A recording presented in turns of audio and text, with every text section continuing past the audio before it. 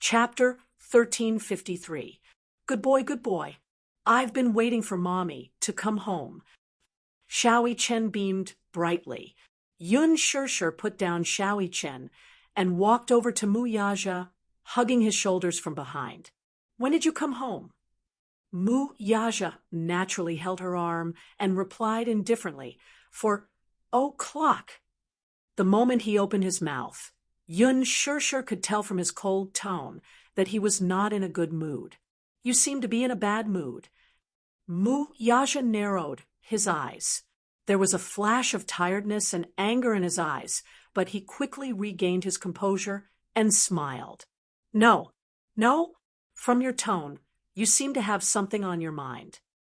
Yun Shirshir was extremely sensitive, so she could tell at once that he had a lot on his mind. Mu Yaja comforted her. Don't think too much.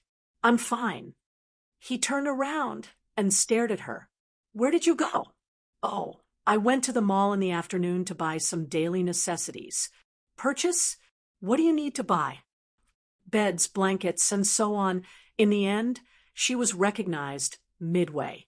Luckily, Gong Jie came to her rescue. Otherwise, she would be in a sorry state. Mu Yaja was a little speechless. We have beds and blankets at home. You don't need to buy them, right? I went to buy them because I needed them. Yun Shirshir pondered for a moment before she succinctly repeated to him what Yun Yeching had told her over the phone in the afternoon. In the end, she smiled and said, Uncle has always taken good care of our family. Now that something like this has happened, I can't take care of much, but I'll try my best to satisfy your needs. Yes. Still, you should be careful when you go out now. It'll be very dangerous if someone recognizes you. As soon as Mu Yaja finished speaking, Yun Shirshir recalled what had happened in the afternoon. So many people had chased after her. Thinking about it, she still had lingering fears. In the future, if there's anything you need to purchase, just tell me, and I'll get someone to prepare it for you. I'm worried about you going out. Yun Shirshir felt warmth in her heart. She smiled and nodded. Okay, I got it. Mu Yaja held her in his arms and kissed her cheek in front of the two children. She nudged his shoulder and muttered in a low voice, Hey, restrain yourself a little. The children are all here. It doesn't matter. It's good to let them practice for a while. Practice for a while. Wasn't this education a little too early? Mu Yaja asked gently. Tonight, there's no cooking at home. Let's go out to eat. What do you want to eat? I can't think of anything at the moment. Yun Shirshir turned to look at You, what do you want to eat? I'll listen to Mommy. Mommy's boy number 1 answered. Yun Shirshir was silent for a moment before she asked Xiao Chen. Xiao Chen, is there anything you like to eat? I'll listen to Mommy too. Mommy's boy number 2 stood obediently. Yun Shirshir's eyes twitched. After thinking hard for a long time, she helplessly turned to look at Mu Yaja. Do you have any ideas? I'll listen to you. The number 1 wife slave looked at her gently and answered. Hey, did he have to be like this? Did he leave such a difficult problem like where to eat tonight for her to solve? After thinking about it, Yu and Xiao Chen didn't like pizza. Mu Yaja should be sick of French cuisine. Chapter 1354. That night, Mu Lianjue felt uneasy. His uncle had booked a flight to San Francisco for him the next morning. In order to ensure his safety, he specially arranged for him to stay in a safe place. The reason why it was a safe place was that his uncle had arranged for him to stay in an extremely secluded military base. Not far from where Mu Lianjue was staying was where the army was stationed. The area within a radius of 100 miles was guarded by his uncle's men, so it was relatively safe. However, Mu Lianjue was still feeling uneasy, not to mention sleeping soundly. He could not even sit up straight in bed. His uncle had given him a very clear hint. They had been brothers for decades. Naturally, he wouldn't just sit by and watch him die. However, there was only so much he could do. After escorting him abroad, he could only find another place to settle down. He couldn't help too much. After all, once he left the country, it would be beyond his uncle's reach. However, there was one thing that his uncle had made very clear. That was, Muyaja would not let him off easily. He would probably take action tonight. This nephew of his was so stubborn that it gave Mu Linfeng a headache. No matter how he tried to persuade him, it was useless. Mu Yaja had already made up his mind and was not going to give him any room for negotiation. It was obvious that he wanted to kill his nephew. Everyone had a reverse scale, and they all had their own forbidden areas. Since Mu Lianjue had touched his reverse scale and trespassed on his forbidden zone, he could not be blamed for being merciful to him. Mu Yaja told his uncle, "I don't care how you protect him. Since you want to protect him from me, don't blame me for not caring about our relationship." The moment he said this, his stance was laid out before him. Knowing Mu Yaja's character well, Mu Linfeng knew that he would not let this matter rest. Hence, he told his nephew that as his elder brother, he could only help him this much. The rest was up to him. Sitting on pins and needles, Mu Lianjue only felt that every minute and second was so long. His uncle settled him in a small room at the base. The space inside was very small. It was a camp, so there was only a bed, a table, and a lamp on the table. These were all the furnishings in the room. The night gradually darkened. Suddenly, someone knocked on the door. Startled, Mu Lianjue shot up from the bed. "Who is it?" "Fourth Master, it's late. You should rest." It turned out that it was the sentinel at the base. Seeing that the light in the room was still on, he kindly reminded him. Mu Lianjue, who had lifted the rock up, dropped to the ground and half-heartedly said, "It's none of your business. Go and guard him obediently." "Understood," the sentinel's reply, and then left. The nights outside the window. It was late at night, and the wind was getting stronger. Despite the tightly shut windows, Mu Lianjue's heart seemed to be flustered by the wind outside. He could not calm himself down. Outside the door, too, impatiently, he said, "I'm not sleeping. Don't disturb me." "Fourth Master Mu, please open the door." The voice outside the door was incomparably respectful and polite. Infuriated, he thought that the sentinel had come to poke his nose into other people's business again. He walked over and opened the door, only to see a group of fully armed mercenaries standing at the door with cold and unfriendly faces. Chapter 1355. It was as if something had exploded in his head. After a burst of blinding white light, he was left in a daze. "Fourth Master, come with us." That person's tone was icy cold, giving people a very strange feeling. It was as if he was a prison guard in ancient times who had come to bring a condemned prisoner to the execution ground. Mu Lianjue's lips trembled violently out of fear. "Who are you? Where are you taking me?" "Fourth Master, be good and come with us. We're here on Master's orders to take you back." His heart fell into an ice cellar at that person's words. He was terrified and helpless.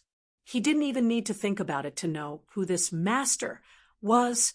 However, this was Mu Linfeng's territory. The capital's military encampment was 100-mile radius around it. As a stronghold, it was heavily guarded and impenetrable. Normally, this place was used as a secret training base for important military exercises of the country. The level of security was obvious.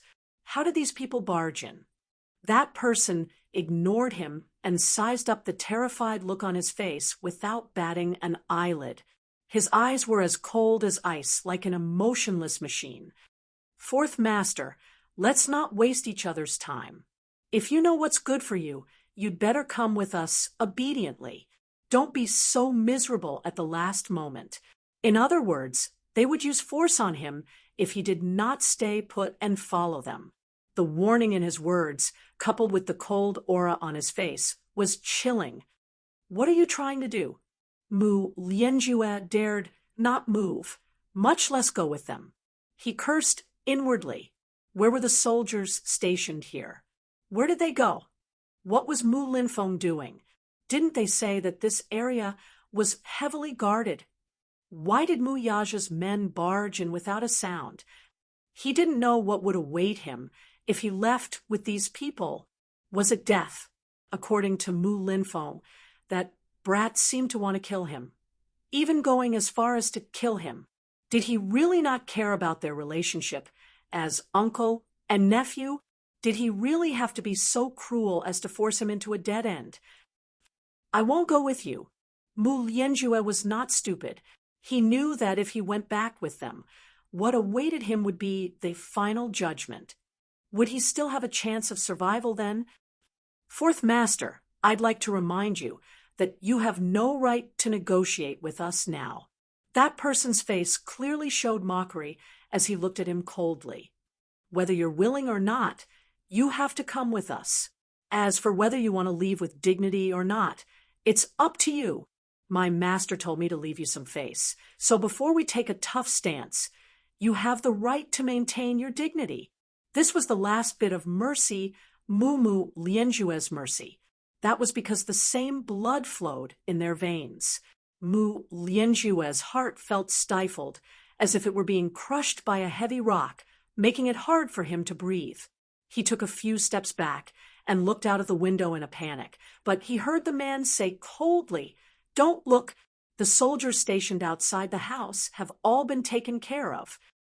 You guys," Mu Lianjue trembled with rage. What was to come at this moment finally come. Chapter 1356. Could it be that he really could not escape this ordeal? "I can go back with you, but you have to promise me that you won't take my life."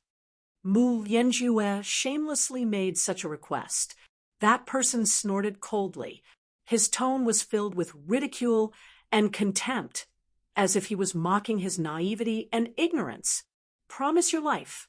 Don't be naive. Fourth Master Mu, you don't have the right to negotiate with us. Either you come with us with dignity, or we'll take you away by force, regardless of life or death." This person spoke without the slightest bit of mercy, not leaving any leeway for him. Regardless of life or death. Mu Lianjue turned pale, with fright. What did this mean? Did he have to resort to violence if he struggled even a little? He stood stubbornly at the same spot, clearly unwilling to give in. The man had completely lost his patience. He signaled to the men behind him and shouted, "There's no time. Go, take him away." "Yes, sir." A few tall and burly mercenaries immediately stepped forward and surrounded Mu Lianjue. Mu Lianjue warily swept a glance at them. His eyes widened as his face turned pale. What are you doing?" "Fourth Master Mu, sorry for the offense." As soon as that person finished speaking, a few people beside him immediately stepped forward, one on the left and one on the right, one in front and one behind, sandwiched him. One person held up one side of his body, and in a few moves, his hands were tied behind his back and handcuffed. The man rudely reached out and grabbed him by the collar. "Fourth Master, our time is limited. Since you're not cooperating, don't blame us for being merciless." Mu Lianjue struggled a little. "Let go of me. Be more polite. I'm the fourth master of the Mu family. After all, what is the meaning of this? Don't be rash in front of us. Fourth Master Mu, you're really interesting. I don't care if you're the fourth master or the second master. There's no room for negotiation. Take him away." With that, the man waved his hand, and two mercenaries, one on each side of the man, carried him away with a few armed mercenaries protecting him from the front and back. When he left the base, Mu Lianjue glanced around and was shocked to see that all the patrolling soldiers and sentinels were lying on the ground. He did not know if they were dead or alive. There were no signs of an intense struggle at the scene. It was obvious that they were all taken down in one move. Before Mu Lianjue could take a few more looks, his eyes and mouth were blindfolded, and he was pushed into an armed escort vehicle. He was caught off guard. Darkness enveloped his vision. He was unceremoniously pushed and fell onto the cold seat. His face was pressed against the cold and hard surface of the car, and he almost broke his teeth. He suddenly felt a chill run down his spine. Thinking back to what he had seen from the base, it was as if a bottomless pit had opened up in his heart, and he fell into endless despair. Just how capable was Mu Yaja to be able to take his woman away from Mu Linfeng's clutches? This was a military base, a strategic stronghold, and an extremely well-guarded drill ground. Usually, it was a secret base that few people knew about. Hence, the defense was extremely strict. The capital's military was heavily guarded within a 100-mile radius. Chapter 1357. Even the important figures in the central government had to give him some face, not to mention the high-ranking officials in the government. When they saw him, they had to bow their heads and bow to him. Mu Yaja actually had the ability to take someone away right under Mu Linfeng's nose. Mu Lianjue shuddered at the thought of it. It seemed that he had underestimated this nephew of his. Since when did he have such great power? It must be said that Mu Linfeng and Mu Lianjue were indeed a little naive. If Mu Yaja wanted someone, how could Mu Linfeng's subordinates stop him? Mu Lianjue got into the car, but he did not know where the car was taking him. Was it hell? Or he did not dare to think too deeply about it. He only hoped that Mu Yaja would leave him some face and not be ruthless in everything. Did Mu Linfeng know that Mu Yaja had taken that person away? If he knew, would he rush over to save him? At this moment, in the hospital, Mu Shang was lying on the bed, leaning weakly against the headboard. Wearing an oxygen mask, his bleary eyes were half opened with great difficulty. Like withered grass by the yellow spring, he was on the brink of death. Mu Yaja and Mu Linfeng sat facing each other on the left and right of the bed. They were in a silent confrontation. Mu Yaja's posture was leisurely and elegant. His eyes were indifferently looking out the window, as if he was quietly waiting for a certain result. Mu Linfeng looked at him silently, sizing him up from time to time. Similarly, he was also silent as he waited for news from his subordinates. He only felt that the man sitting in front of him had too many unfathomable things about him.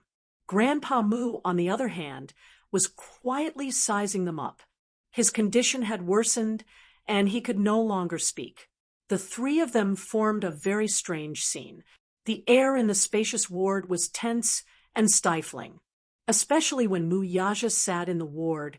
His cold and imposing aura made one breathless. After a long period of dead silence, as if a century had passed, a ringtone broke the silence. Mu Linfeng was shocked. With a swoosh, he looked at Mu Yaja warily. Mu Yaja picked up his phone and dialed a number. On the other end, a subordinate reported in a low voice, "Boss, the person is already in our hands." It was very quiet in the ward, so Mu Linfeng could hear the voice from the phone clearly. Mu Linfeng turned pale with fright and stood up agitatedly. Mu Yaja glanced at him coldly, then said into the phone, "Watch him. I'll be right there." "Yes, boss." Mu Yaja hung up the call and looked up, only to see his uncle's extremely ugly expression. It was frighteningly dark. He smiled leisurely and elegantly asked, "What's wrong, second uncle?" "You have him." Mu Linfeng was so angry that his lips trembled. He really wanted to know how his nephew managed to take someone away from the heavily guarded and heavily surrounded military base. "Second uncle, your hearing has always been good. You should have heard it just now." Mu Yaja smiled devilishly. There was a hint of arrogance and cynicism in his smile, but more than that, there was a hint of arrogance and brashness that he had never shown in front of his second uncle. Chapter 1358. All this while, Muyaja had always been reserved and calm in front of him. As a junior, he had a good grasp of his bearing, keeping his sharpness and arrogance to be humble and docile. Now, however, he no longer concealed himself and fully displayed the sharpness of a ruler. For a moment, Mu Linfeng actually felt that the domineering aura emanating from him was too dazzling. Must you be so heartless and ruthless? Was there no room for negotiation at all? Mu Linfeng looked at him bitterly, still trying to persuade him to stay. Mu Yaja glanced at his uncle's gloomy face and sneered, too lazy to bother with him. Yaja, you're too scary. Mu Linfeng shook his head in disappointment. I never thought that you were such a heartless person. How could you be so cruel to this extent? He's your fourth uncle. We share the same roots and are connected by blood. How can you not care about our relationship? He started to fear Muyaja in his heart. Today, he could get rid of him with his own hands. Then what about tomorrow? Would they use the same method to kill him? Since ancient times, the rich and powerful would kill their brothers and fathers for power. There were countless cases of brothers killing each other. Mu Linfeng began to suspect if Mu Yaja had such treacherous ambitions. Second Mu, don't flaunt your seniority and think too highly of yourself. I used to respect you as an elder, but don't use your status to oppress others and change the concept. Second Mu. Mu Linfeng was infuriated by his short form of address. How dare he call him Second Mu? After Mu Lianqing's death, no one in the Mu family had the seniority to call him Second Mu, except for Mu Sheng. This Mu Yaja clearly did not care about him at all. He was not giving him any face at all. Mu Yaja said coldly, So, second uncle, you also know about the concept of sharing the same roots and being connected by blood. I thought you've completely forgotten about it. What do you mean by that? Mu Linfeng glared at him fiercely. Mu Yaja said sternly, Fourth Mu is the one who killed his brothers and his father for the sake of seizing power. He's willing to do such treacherous things. With him as an example, I'm just imitating him. What's wrong with that? Mu Linfeng was suddenly at a loss for words. What? You're not saying anything. Didn't you want to defend him? I'll give you this chance. Today, I'll settle old and new scores with him. My father's death, my mother's death, Mu Qingqing's death, his instigation of Mu Wanru to poison Grandpa's medicine, and his assassination of my son. If I don't settle these scores with him, who else will I settle them with? Mu Yaja suddenly raised his eyes and swept them over with a piercing glare. Is it you? Second Mu. Mu Linfeng was forced to take 2 steps back by his chilly tone and fell into a chair. I've given you a chance. I've said before that it's your business to protect him. If you can't, you can only blame yourself for not being capable enough. Mu Linfeng was speechless. He could only shake his head and sigh. It seems that I'm really getting old. You're amazing. Chapter 1359. He cast a sidelong glance at him from the corner of his eye. His gaze was cold and threatening with a deep sense of disgust. Let bygones be bygones. Now that things had come to this, he had already let go of the grudges of the previous generation. Of all things, Mu Lianjue should never have touched his reverse scale. He should not have touched Yun Shirshir, let alone Mu Yichen and Yun Tianyu. They were forbidden grounds that he could not touch. He thought of how Yun Shirshir and Xiao Yichen were tortured by him until they were covered in wounds. Then he thought of how Yu was almost separated from him forever by the assassin he had sent. Mu Yaja wished he could tear him into pieces, but even that would not be enough to appease his anger. Second Mu, you're being unfair. In your eyes, fourth Mu is a brother and a brother. As for me, I'm just a pawn in your hands. That's why you can protect your brother and brother, but you don't need to care about a pawn's feelings. That's because a pawn only needs to listen to orders and doesn't need any extra feelings. Mu Yaja turned around and looked at him deeply. That's why, even if I'm in pain and despair, I shouldn't have fallen into your eyes. I don't want to be your pawn anymore. I have my feelings too. Fourth Mu has offended something he shouldn't have, so he naturally has to pay the price. Isn't that so? Mu Linfeng was stunned. Her embarrassment and anger, which had been exposed by the man, quickly surfaced on her face. Mu Linfeng's expression changed drastically. His hawk-like eyes brewed a terrifying storm as he bellowed, "Shut up!" He. Mu Yaja's lips curved into a half-smile expressionlessly. "Did I say something wrong? Haven't I always been a pawn in your eyes? There's no need to care about your feelings. Second Mu, I've already done my best at this point. In the future, if you want me to show you some respect, don't push me too far. Bastard, you disgraceful thing, shut your mouth." Mu Linfeng had completely lost control. Raising the cane in his hand, he swung it at Mu Linfeng's shoulder viciously. Bang! A loud sound was heard. Mu Yaja didn't even try to dodge. The cane hit him on the shoulder and broke him in two. The remains of the cane flew out and smashed into the window, shattering it into pieces. Pa! Soon, the window was broken into pieces. Mu Linfeng's shoulders shuddered from the commotion. It was only when he calmed down that he realized what he had done. He actually used the mahogany cane in his hand to hit Mu Yaja on the shoulder. When the old man on the bed saw this scene, he was unable to say anything. He could only close his eyes in exhaustion and disappointment. Aside from feeling regret, he felt even more pity. The sorrow of a wealthy family was once again vividly displayed before his eyes. Mu Yaja stood in front of Mu Linfeng expressionlessly. He didn't seem to be in pain at all, as if the cane didn't hit him.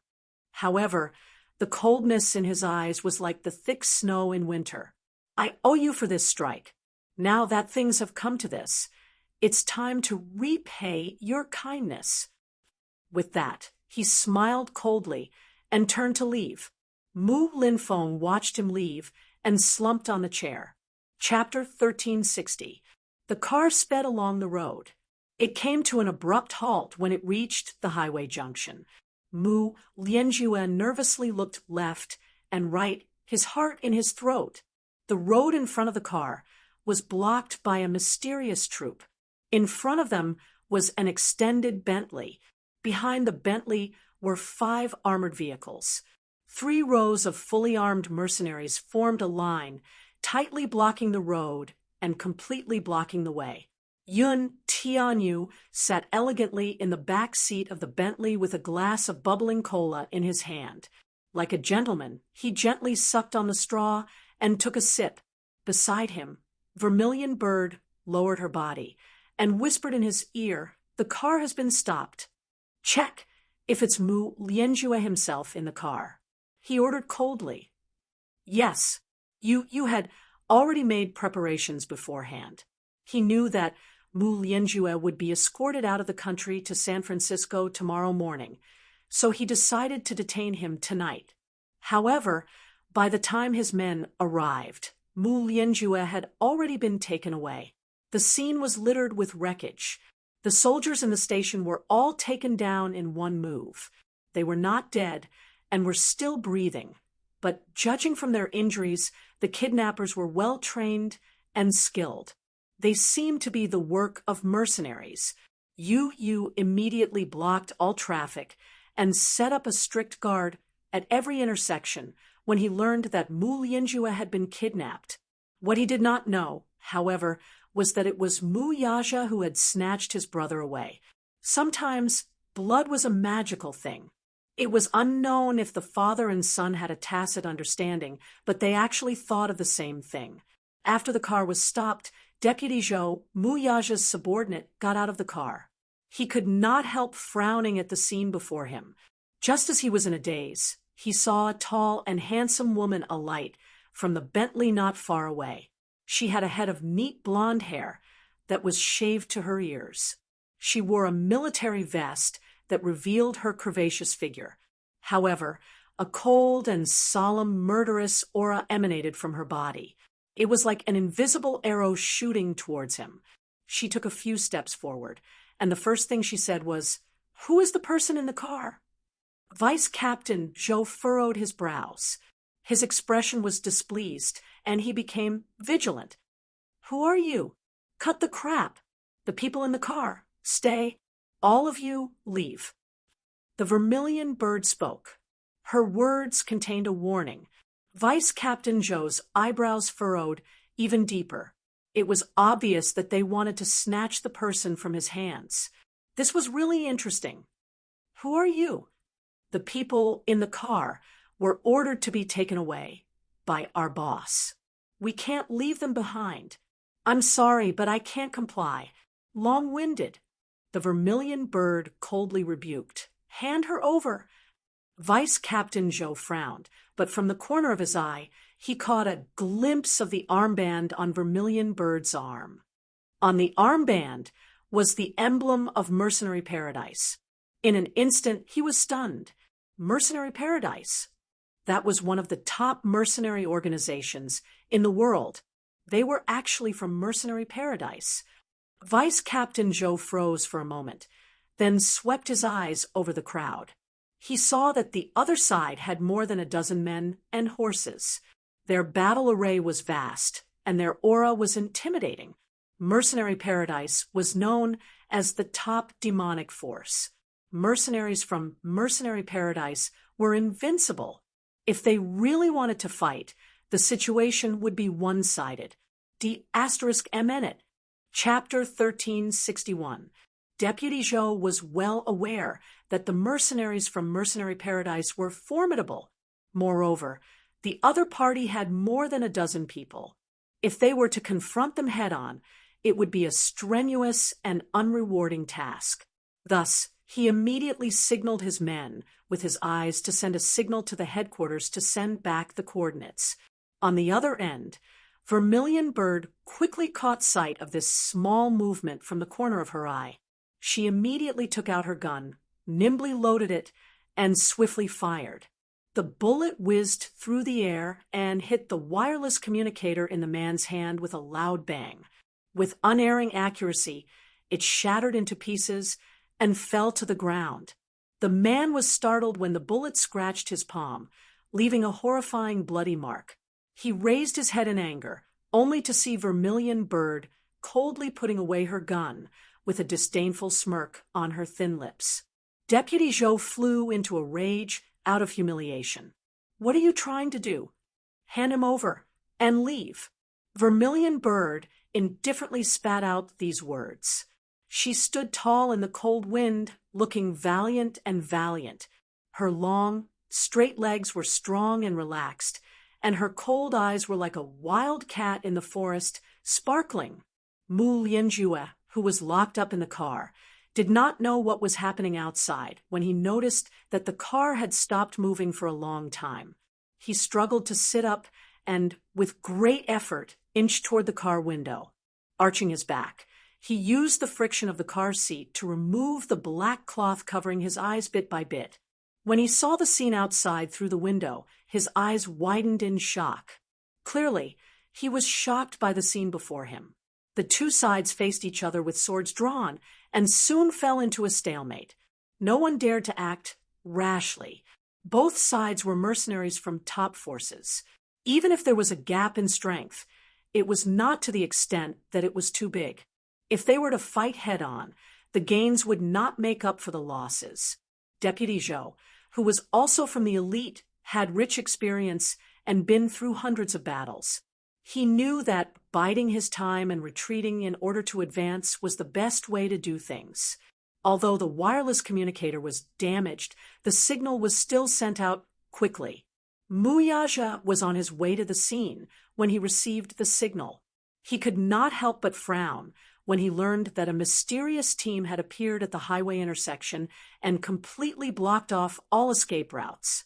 It seemed that they were going to kidnap someone. A mysterious team. Muyaja was surprised. The information he received was limited, so he did not send many people. However, all of them were elite soldiers from the world's top mercenary group. They were one of the troops that he had groomed, and their strength was not shallow. However, from the signals sent by Vice Captain Zhou's subordinate, it seemed that they had encountered some crisis. Muyaja was surprised. At the same time, he dispatched people as fast as he could. He even got a special car and rushed to the destination. Obviously, he did not know who had created this mysterious troop.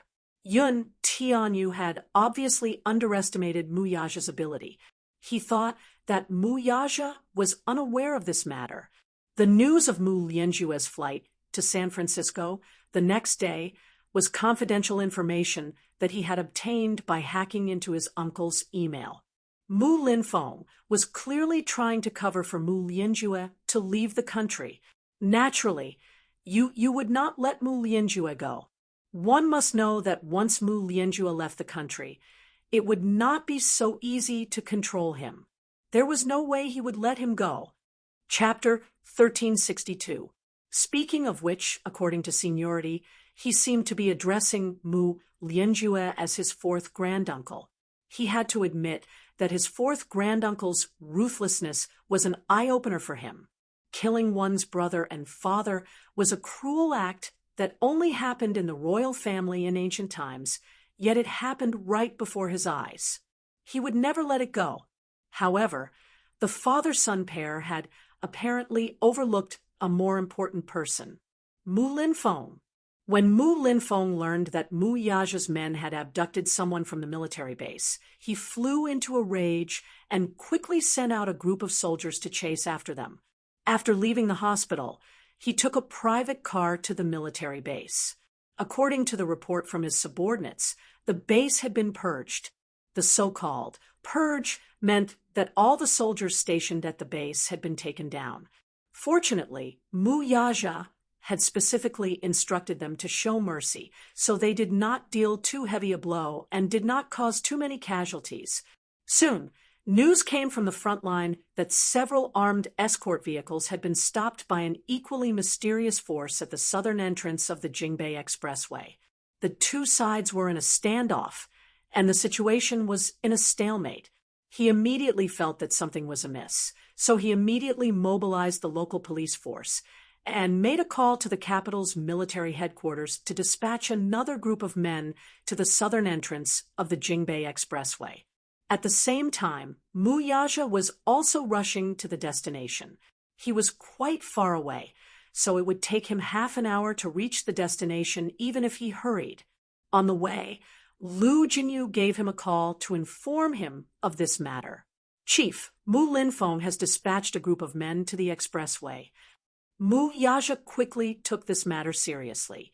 At first, he suspected that the mysterious troop that had blocked the convoy at the highway junction might be from Mu Linfeng's forces. However, when Lu Jinyu told him that Mu Linfeng had mobilized manpower from the military and rushed over, his heart skipped a beat. What was the origin of that mysterious force then?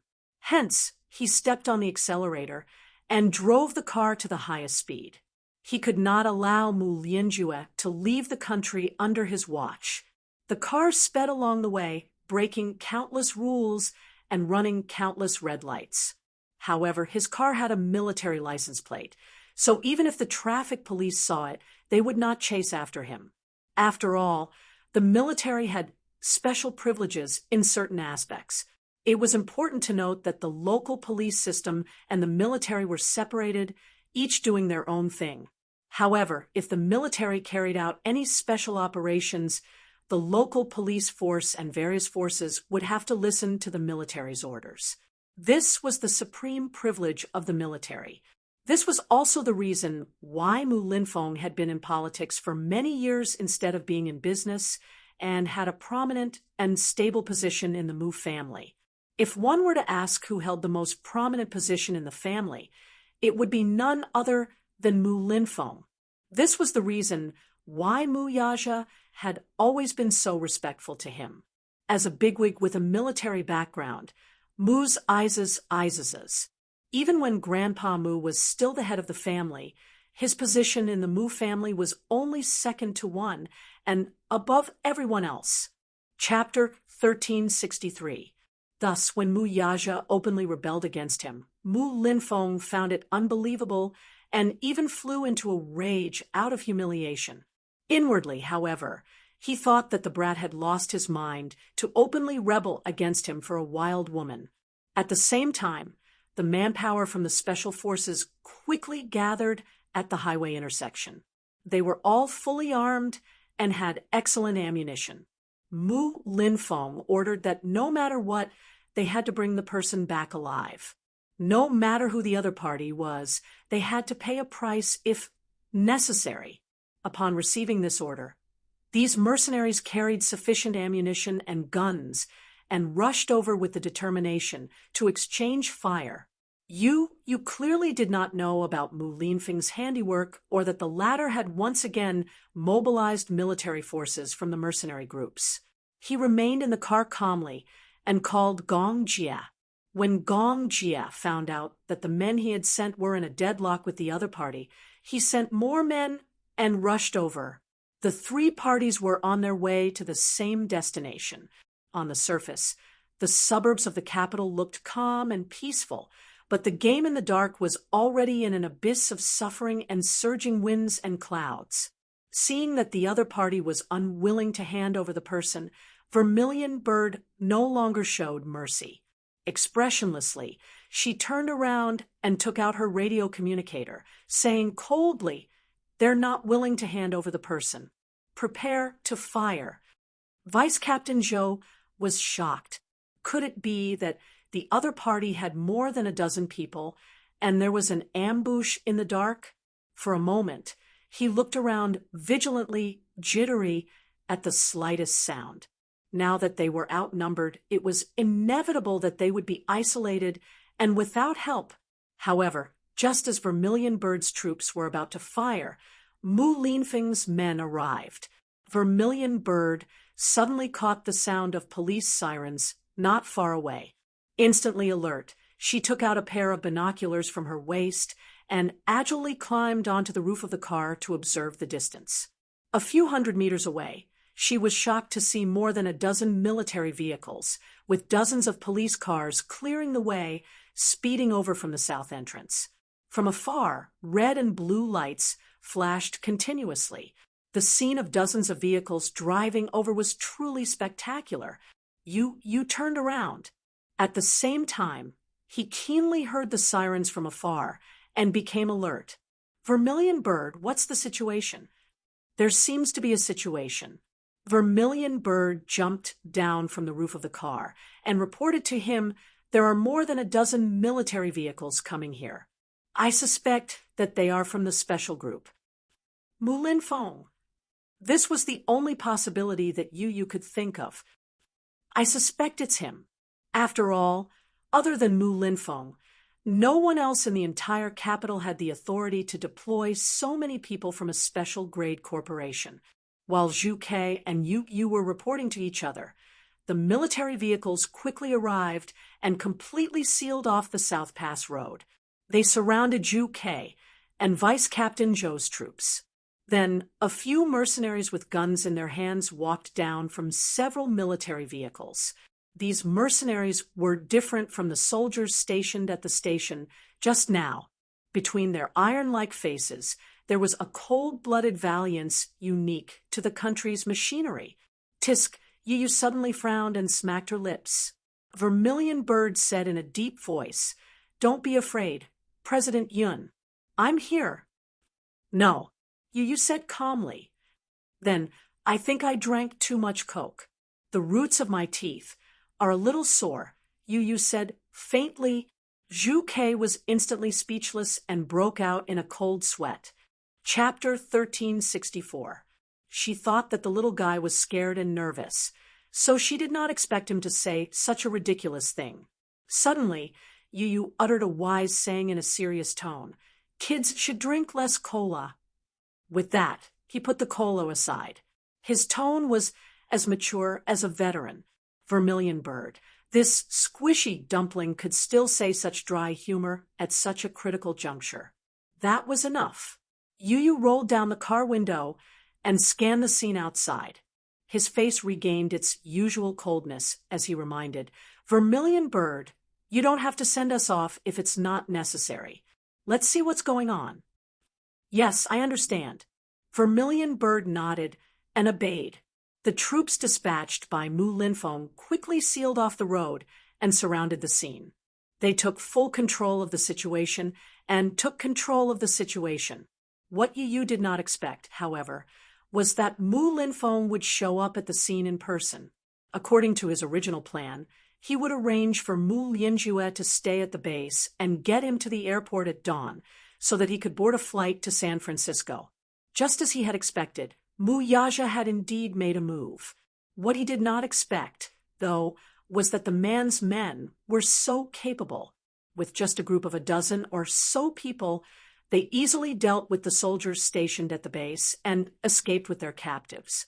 Mu Linfeng felt extremely humiliated. The soldiers guarding the base were all elite troops and were awe-inspiring. How could he not be angry when they were trampled on by a small group of mercenaries? Hence, he had specially selected the elites from the special forces this time. Each of them was tall, strong, well-trained, and outstanding. Once the car stopped and he gained full control, he alighted from it under the protection of the soldiers. Once he got out of the car, he put on airs and scanned the surroundings. His face darkened. Someone immediately came forward to report after observing his expression. Sir, the scene is under control. We're at your command. Where is he? He's in the car. His subordinate stood straight at the side and pointed at the armed escort vehicle parked not far away.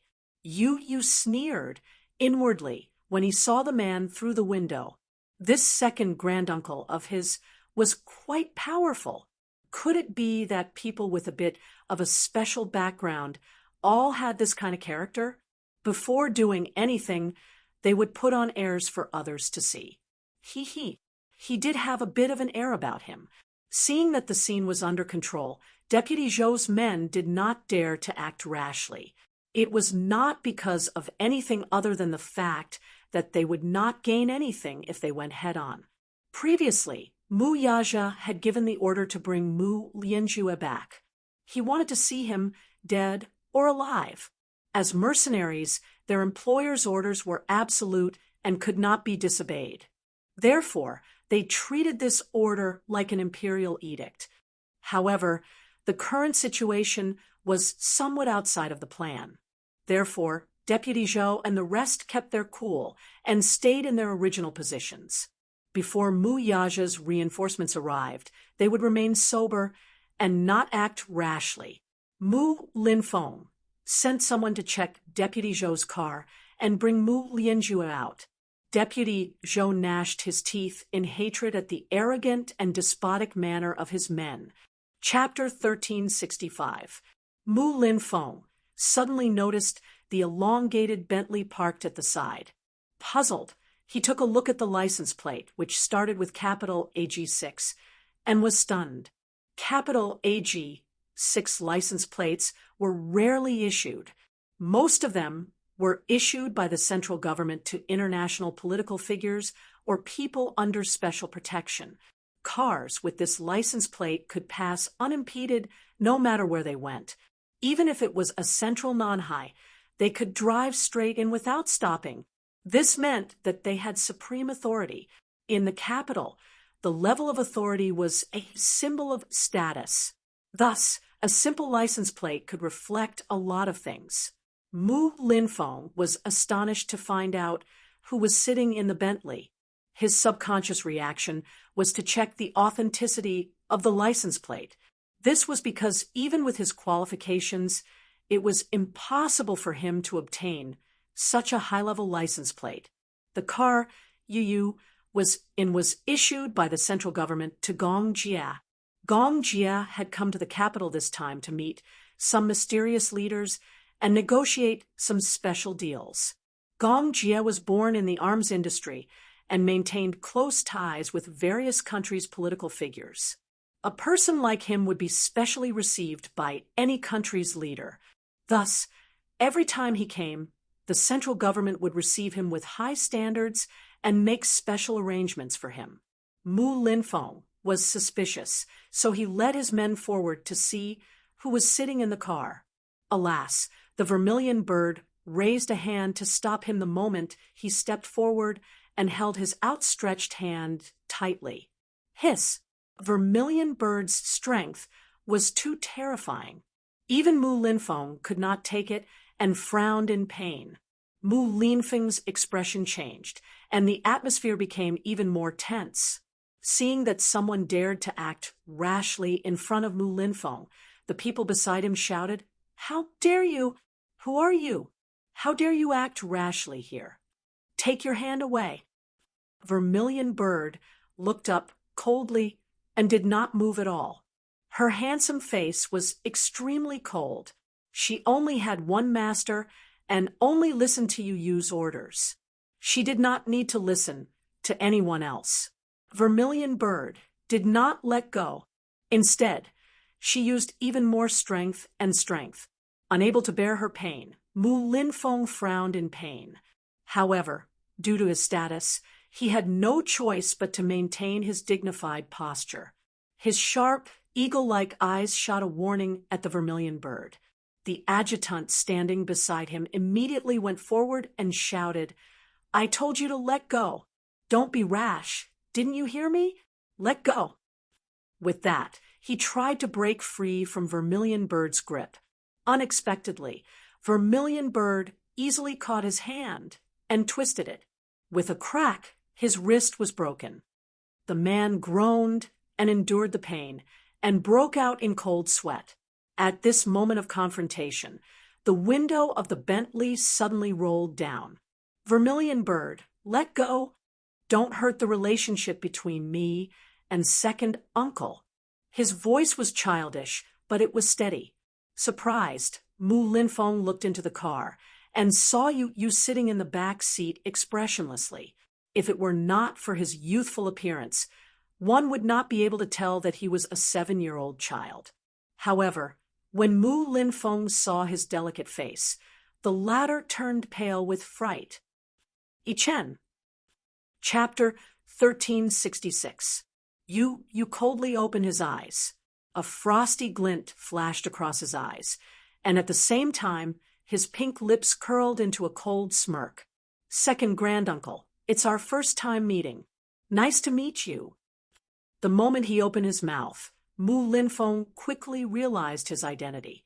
He was probably the other son that Yun Shirshir gave birth to when she was a surrogate mother for Mu Yaja. Just based on his appearance alone, he was very similar to Xiao Yichen. However, the difference was that his extraordinary bearing and gestures were somewhat similar to Mu Yaja's. He had an aura that was different from other children of his age. He was noble, cold, and elegant. His black and white eyes were distinct, and his eyelashes were thick. His adorable face was even more intimidating because of his cold expression. Mu Linfeng suddenly snorted. "Humph. So it's Yaja's little b asterisk st asterisk rd outside. What are you doing here?" When Yu heard that, he laughed instead of getting angry. He snorted a few times, but he could not be bothered with the derogatory term. He did not get out of the car and just sat there elegantly looking at him calmly. Mu Linfeng, on the other hand, was enraged by his arrogance. While he was furious, he was also shocked. He did not expect that a 7-year-old child would have such an extraordinary bearing. At the same time, when he realized what this child had just called him, he coldly said, "Little b asterisk st asterisk rd, take back the way you called me just now." Mu Linfeng ordered. You turned to look at him disapprovingly with a raised brow. Mu Linfeng scornfully said, "Why don't you take a look at your status? You don't have the right to call me second granduncle." When Yu heard that, he was silent for a moment before he calmly asked, "Right? What do you mean by right?" "Humph. What do you think? Don't think that just because you're Yaja's son, you can climb up the Mu family's social ladder. That mother of yours has the ambition of a wolf. She secretly hid the Mu family's heir and even wanted to rely on her son to climb up the Mu family's social ladder. Tell her that this is just a dream. Don't even think about it." The arrogant and disdainful words resounded in his ears like thunder. The disdain in his words was obvious. Clearly, Mu Linfeng rejected the child from the bottom of his heart. Don't think that just because you're a child of the Mu family and have the blood of the Mu family flowing in your veins, you can openly step into the Mu family's doorstep. You don't have the qualifications. Mu Linfeng's voice was cold to the extreme. Yu found it funny. She couldn't help but smile. Her pink lips curled into a disdainful smile. Her eyes were cold. "I don't know how high the Mu family's branch is. However, I've seen how thick-skinned second granduncle is." "Huh? What did you say?" Mu Linfeng was furious. "What do you mean?" "I meant it literally. Why? Second granduncle is so knowledgeable, but you can't even understand basic human language. Yu's words were like pearls, and the ridicule in her tone was equally unrestrained. "Mu Linfeng scolded, "B asterisk st asterisk rd. I'm here. You don't have the right to act rashly." Chapter 1367. These words completely enraged Mu Linfeng, to the extent that he could not restrain his anger in front of so many people. He lost his poise and scolded, "Little bastard." Mu Linfeng was infuriated because he detested Yu. If not for Yu's appearance, perhaps his plan would not have been completely disrupted. His appearance was the biggest failure of this plan. If not for him, he would not have been in such a passive position. Yu smiled elegantly when he heard this. It was as if he was not angered by Mu Linfeng's ungentlemanly insult. He only said meaningfully, "I finally understand what that saying means." Mu Linfeng glanced at him coldly from the corner of his eye. However, Yu continued unhurriedly, "I've been working so hard to stay away from idiots like you." Then, the little lad glanced at him expressionlessly from the corner of his eyes, as if he was implying that Mu Linfeng was the person he was referring to. He rarely swore, but since Mu Linfeng had humiliated him, why couldn't he humiliate him back? After being insulted again and again, it wasn't his style if he didn't show them some face. Mu Linfeng's face darkened as soon as he said that. Even a ghost could tell that this brat was trying to humiliate someone with his words. "How dare you?" Mu Linfeng's lips twitched in anger. He glared fiercely at him, trying to intimidate this 7-year-old boy with his authority. "If you dare to be rash again, I'll do you right here and now." "Really? Second granduncle, do you have that much authority?" Yu's pink lips curled into a gentlemanly smile. "What are you going to do about me?" "Ha ha, let's wait and see." "Ha ha, I'll do you for the sake of the Mu family, you vile spawn. The Mu family won't allow a vile spawn like you to sully our dignity." As Mu Linfeng spoke, he waved his hand. The adjutant beside him whipped out a gun from his waist and raised his wrist. The black muzzle was instantly aimed between Yu's brows. Yu sat calmly in the car, neither shocked nor angry. Even when the cold muzzle was aimed at her forehead, she did not lose her composure. Her calm demeanor shocked Mu Linfeng even more. This child, at such a young age, had an extraordinary spirit. Vermilion Bird looked up and saw the adjutant taking out his gun. In the next second, she raised her Desert Eagle and aimed it at Mu Linfeng's forehead. The moment she raised her hand, all the soldiers around her raised their guns and aimed at her. They were on high alert. If Vermilion Bird made the slightest movement, they would be ready to shoot at any time. "Protect the chief," the adjutant shouted. The order had already been issued, and all the soldiers were on full alert. "Second granduncle, don't blame me for not reminding you of something." Yu sat in the car, with his eyes lowered. At this moment, the surroundings were quiet, so his tender voice sounded especially clear and powerful. "If you touch a strand of my hair, you'll be shot into a hornet's nest in the next second." After saying that coldly, Yu pursed her pink lips and smiled elegantly. She narrowed her eyes and smiled innocently and adorably. "Do you want to try?" In her seemingly innocent smile, her eyes were as clear as a fawn's, but there were too many things that made people's hearts palpitate. Chapter 1368. Mu Linfeng's lips stiffened, and he pursed his lips tightly. He was once a ruthless character who had been through desperate situations. Hence, when Yu said those words, he subconsciously sensed a murderous aura lurking around them. It was surging in the dark and chilling. There was actually an ambush. He keenly sensed that there might still be a troop in the surroundings that was silently lurking in the dark at this moment. He suddenly felt a chill run down his spine. Half of his life in the military made him realize at once that there might be a sniper ambushing them a few hundred meters away.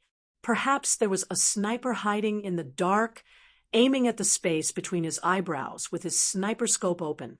That was why the child had said those words so carelessly. "If you touch a strand of my hair, you'll be shot into a hornet's nest in the next second." His mind was in a mess. His nerves were all over the place. It was not because of anything else other than Yu sitting in the car calmly. Even if he saw the child's tender face and innocent smile, his every move exuded extraordinary charisma. Could these people be his men? These mercenaries, which consisted of more than 10 people, were all listening to a 7-year-old child's orders. Mu Linfeng felt that his understanding had been overturned. His cold eyes swept past Vermilion Bird and sized her up before his gaze slowly landed on Yun Tianyo's face. This child was not ordinary. He resembled Mu Yaja when he was young, but as a son, he was more ruthless and mature than his father. He was so young, yet he already had such charisma. Apart from being shocked, he was also wary of him. He was even more certain that this child was an extremely dangerous person and must not be allowed to live. Initially, he thought that this was Mu Yaja's force. When he first saw the child sitting in the car, he thought that he was just good with his mouth.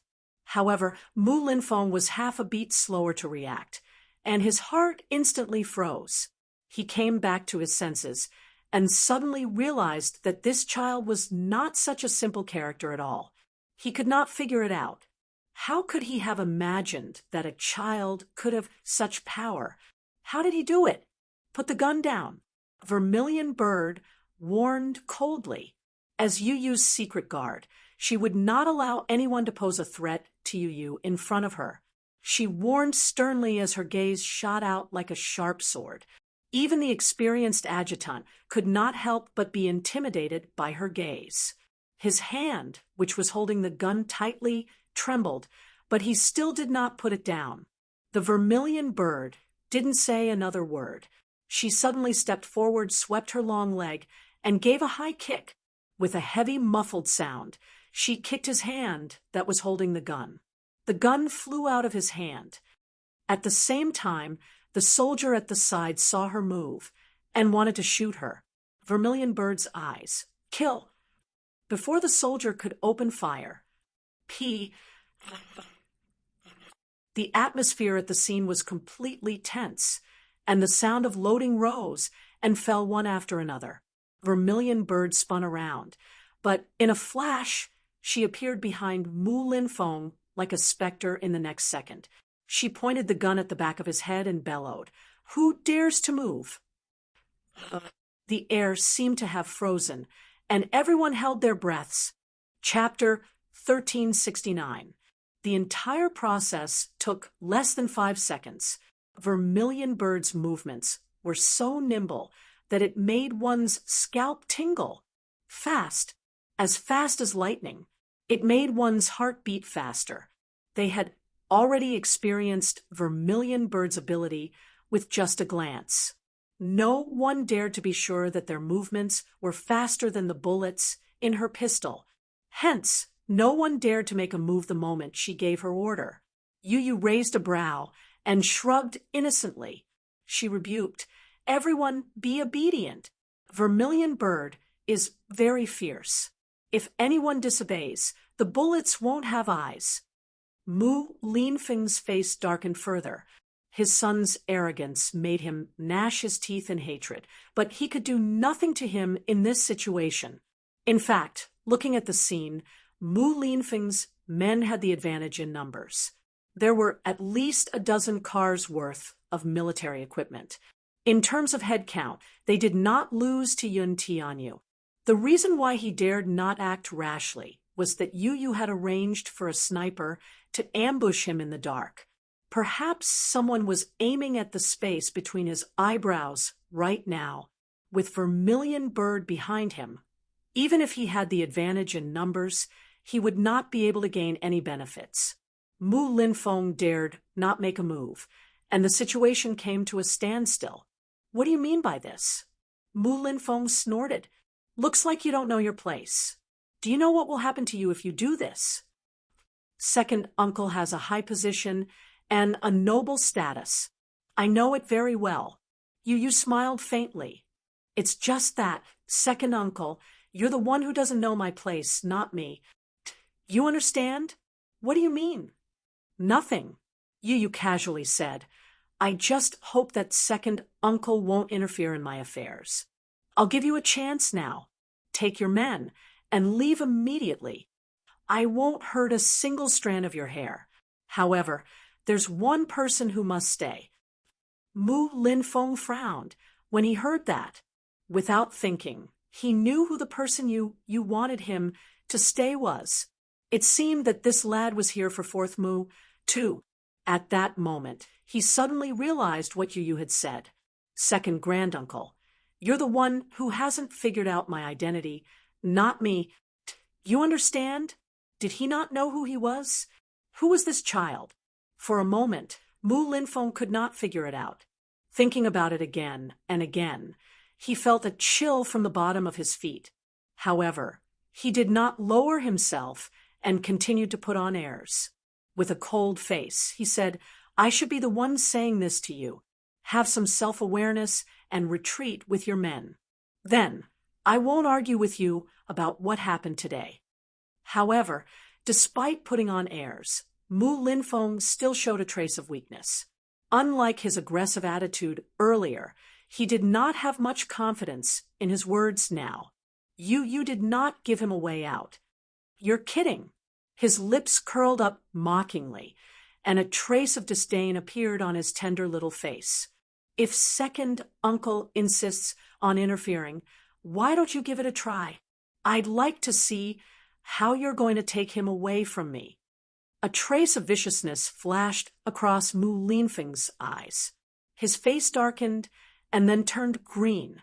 He could neither advance nor retreat. If he really left Mu Lianjue here, and left in a sorry state, not only would his dignity be tarnished, but he would also become a laughingstock in front of this young man.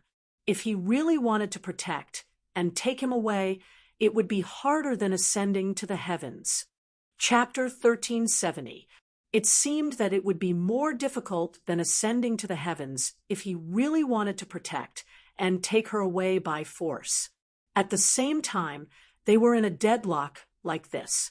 The scene before him was actually easily suppressed by a child, causing his face to heat up even more. It was very embarrassing. Who exactly are you? Mu Lin Feng stared at him intently, his eyes as sharp as an eagle's. You retorted calmly and elegantly. Why should I tell you? Mu Lin Feng was stunned for a moment before he snorted. What an arrogant attitude. You raised a brow. You don't have the right to ask about my identity. Mu Lin Feng was even more stunned. You said sternly, hand her over obediently. However, take your men and retreat. Otherwise, you won't be able to leave. With that, he raised his head. His eyes were no longer as clear as before, and were now dark and gloomy. Don't blame me for not reminding you, second granduncle. I want this person. If you stop me, you won't have a good ending. Young man, aren't you being too arrogant with your words? Mu Linfeng's words were clearly lacking in confidence. You could not be bothered with him anymore. Vermilion Bird stood behind him like a stone statue, unmoving.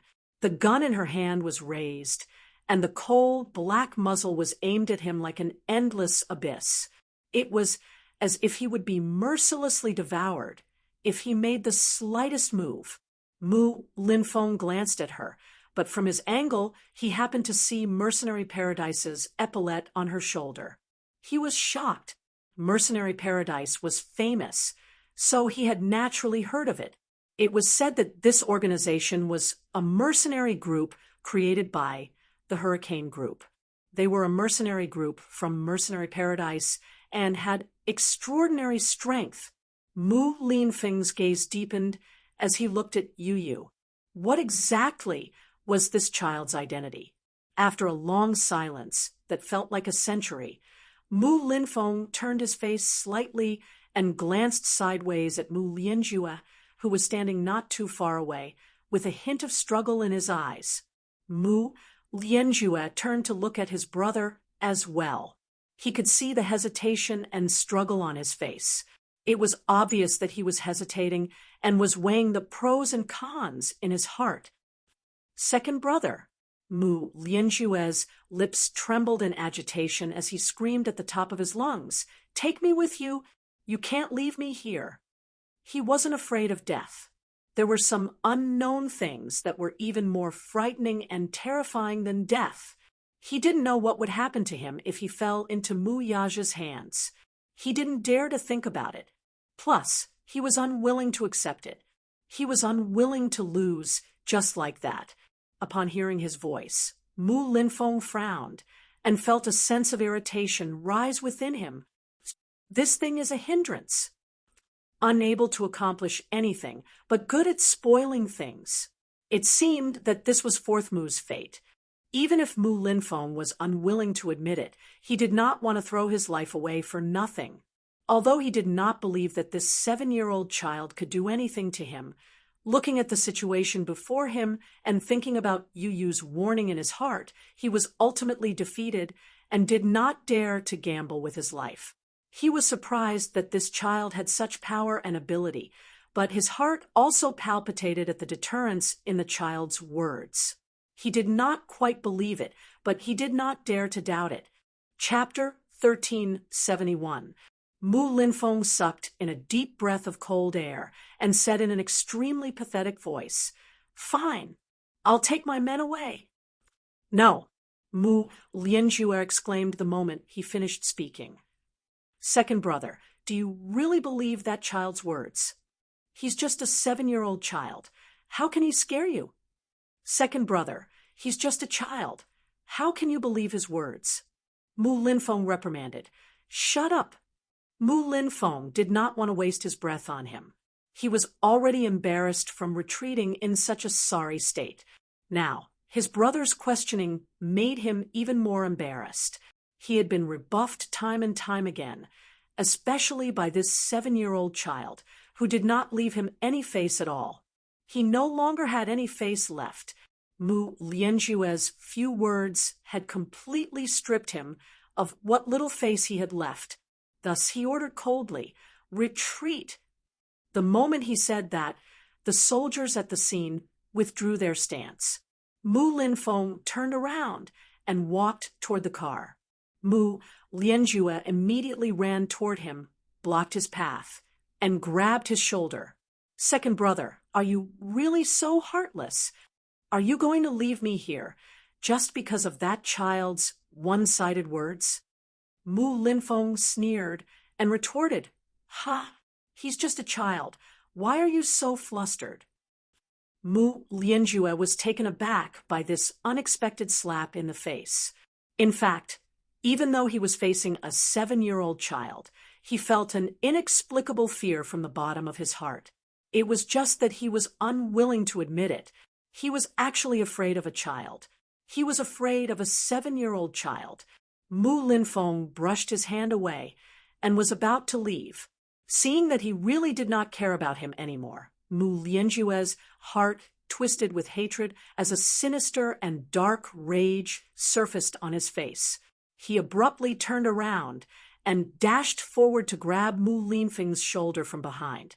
Following the momentum, he turned around and stuck close to him. His left hand gripped the man's throat while his right swiftly snatched the gun from Mu Linfeng's waist and pressed it against the latter's temple. In just a few seconds, he had turned the tables on the man. "Second brother, since you're so heartless, don't blame me for being ruthless." Grabbing his throat with one hand and pressing the gun against his temple with the other, Mu Lianjue bellowed malevolently, "Back off, all of you, step back." Mu Linfeng was greatly taken aback. He did not expect that his nephew would dare to do this. Did he think that he could escape unscathed by using him as a hostage? His heart turned cold. He cursed in his heart, this heartless and unscrupulous bastard. To think that he had cared about the decades of brotherhood that he had given him advice to find a way out for him. He had even gone so far as to fall out with Mu Yaja. In the end, he had repaid his kindness with ingratitude. "Bastard, what are you trying to do?" Mu Linfeng roared in shock. "Let go! Idiot! Second brother! He. If we're going to die, let's die together." Mu Lianjue's face turned livid, as if he had gone mad. His eyes, in particular, were bloodshot. His voice was as shrill as a malicious spirit's. Chapter 1372. The scene went out of control once more.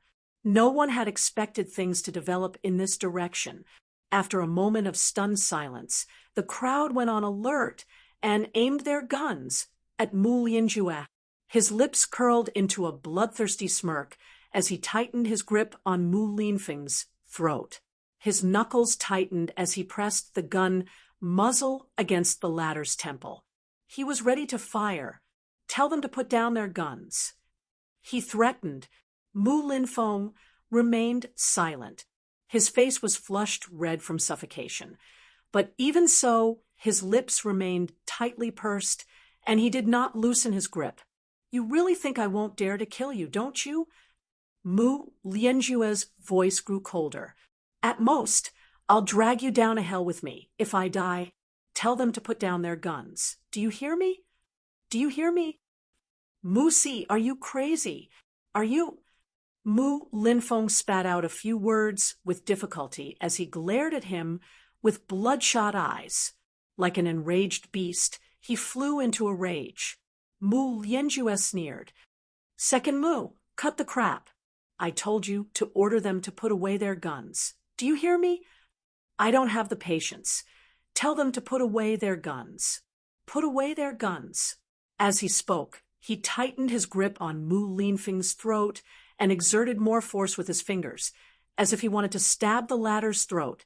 Mu Linfeng grunted in pain and struggled for a while before raising his voice. "Put away your guns." The moment he gave the order, his subordinates exchanged glances. However, no one dared to disobey Mu Linfeng's orders. Thus, they all put away their guns. "Give me a car." Mu Lianjue issued a second order, but this time he was like a trapped beast on the verge of death. Mu Linfeng gritted his teeth, angry at his cowardice, but more than that, he hated himself for having misjudged him. Yu burst into laughter when she saw this scene. It was rare to see a dog-eat-dog scene. Today, however, he had seen what a real dog-eat-dog fight was. The flood rushed against the Dragon King's temple, and they were fighting against each other. Had Mu Lianjue lost his mind? Did he think that he could escape unscathed just like this? Dream on. Just as Yu was about to open the door and get out of the car, Lisa suddenly grabbed his hand and shook her head at him. Danger! She spat out 2 words. Yu smiled and said calmly, "What's there to be afraid of? You'll protect me." While Lisa was still in a daze, Yu had already pushed open the door and stepped out of the car. The scene fell into a stalemate, and the air froze.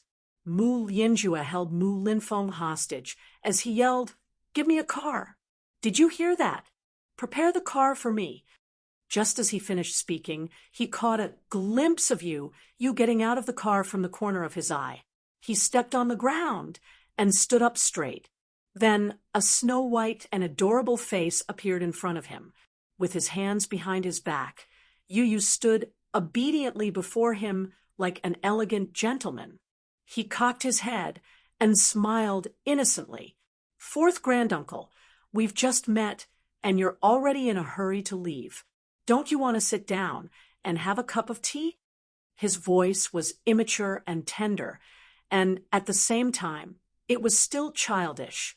However, his tender voice revealed a strand of coldness that caused one's hair to stand on end, and it froze one's heart. Chapter 1373.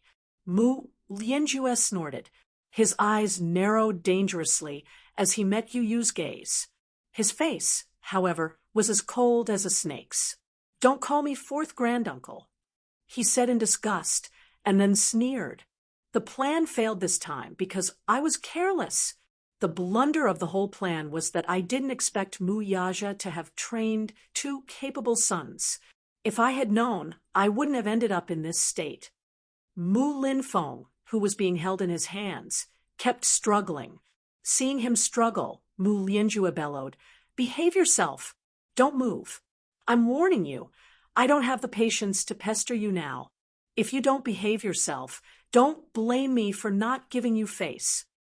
What you've done now shows that you don't give me any face at all," said Mu Linfeng hatefully. Mu Lianjue laughed sinisterly when he heard that. "Blame me? You're the one who didn't care about your brotherly ties. You actually insisted on leaving me here just now. Why? Second brother, you're actually afraid of a child. How many people will laugh at you if this gets out? The second head of the Mu family is actually intimidated by a 7-year-old child. I think you've lived half your life in vain." "Shut up," Mu Linfeng said angrily. "Fourth Mu, this is a sin you created. You should bear it yourself. What do you mean by, I didn't care about my brotherly ties? You're the one with a heart of stone. It's you who murdered Lianqing. It's you who harmed Ishan. It's also you who poisoned the old man's medicine. You're the one who did all these treacherous deeds. You're the one who's truly heartless. To think that I thought that you and I were born from the same roots and are connected by blood. In the end, you're actually accusing me. Fourth Mu, you're too disappointing. Are you blaming me for this?" Mu Lianjue lost control of himself and shouted, "Second brother, are you blaming me for this? Back then, if you hadn't colluded with the elders to support Mu Yaja, would I have ended up in this state? You wouldn't have ended up in this state. You're regretting it now, aren't you? Hee. The organization that he had painstakingly nurtured turned against him in the end. The chess pieces that you had painstakingly set up, the chess pieces that you had painstakingly nurtured. And what happened in the end? This pawn doesn't listen to you at all. All of this, this vast Mu family empire should have belonged to me. Originally, all of this could have changed for the better. In my hands, the Mu group will become even more powerful and majestic. However, you actually supported a chess piece to rise to the top. Ha ha! Mu'er, it seems that this is also your ambition. You want to use Mu Yaja as a puppet to take over the vast territory of the Mu clan. The more Mu Lianjue spoke, the darker Mu Linfeng's face became. He bellowed, "Shut up!" What? Was he angry out of humiliation? He. What I said is the truth. In terms of ambition, how can I compare to you? Mu Lianjue narrowed his eyes, his voice sinister. His voice was incomparably cold, revealing a bone-chilling hatred. If it weren't for your foolishness, I wouldn't have ended up in this state. Second Mu, if I must die here tonight, then all of you will have to die with me. How foolish! Fourth Mu, you're really too disappointing. Mu Linfeng shook his head and sighed, his face full of disappointment. Chapter 1374. Mu Linfeng only found it laughable. His lips twitched for a while before he said coldly, "I only know one thing.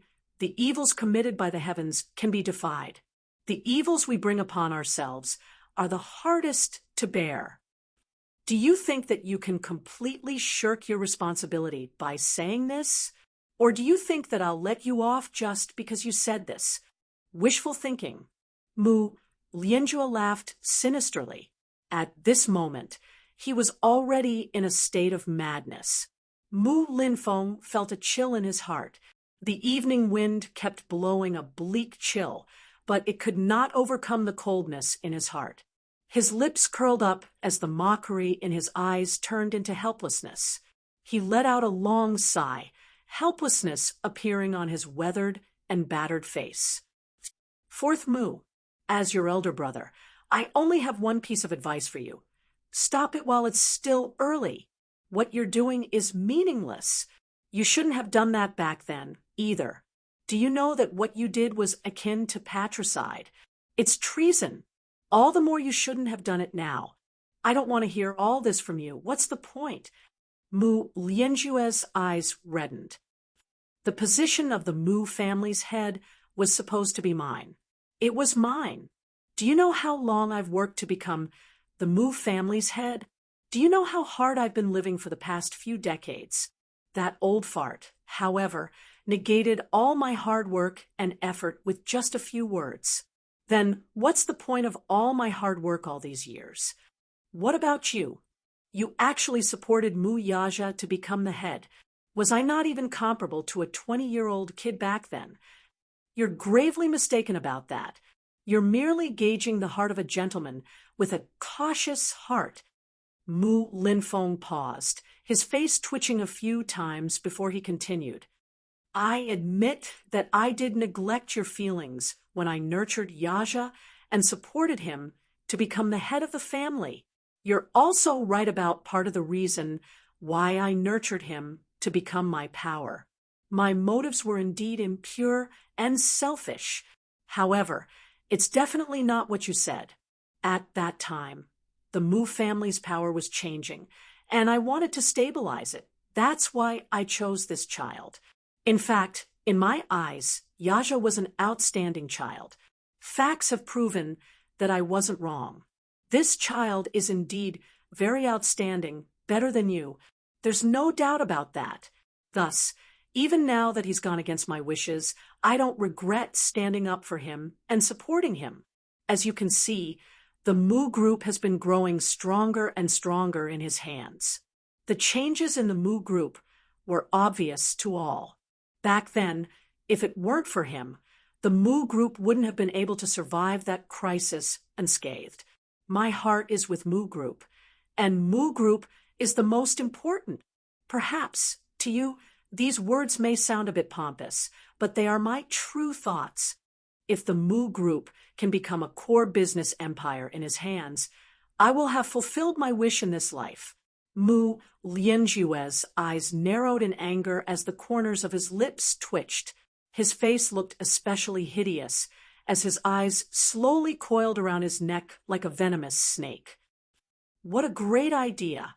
Mu'er, if you say you have no selfish motives, who would believe you? You don't have to say such high-sounding words here.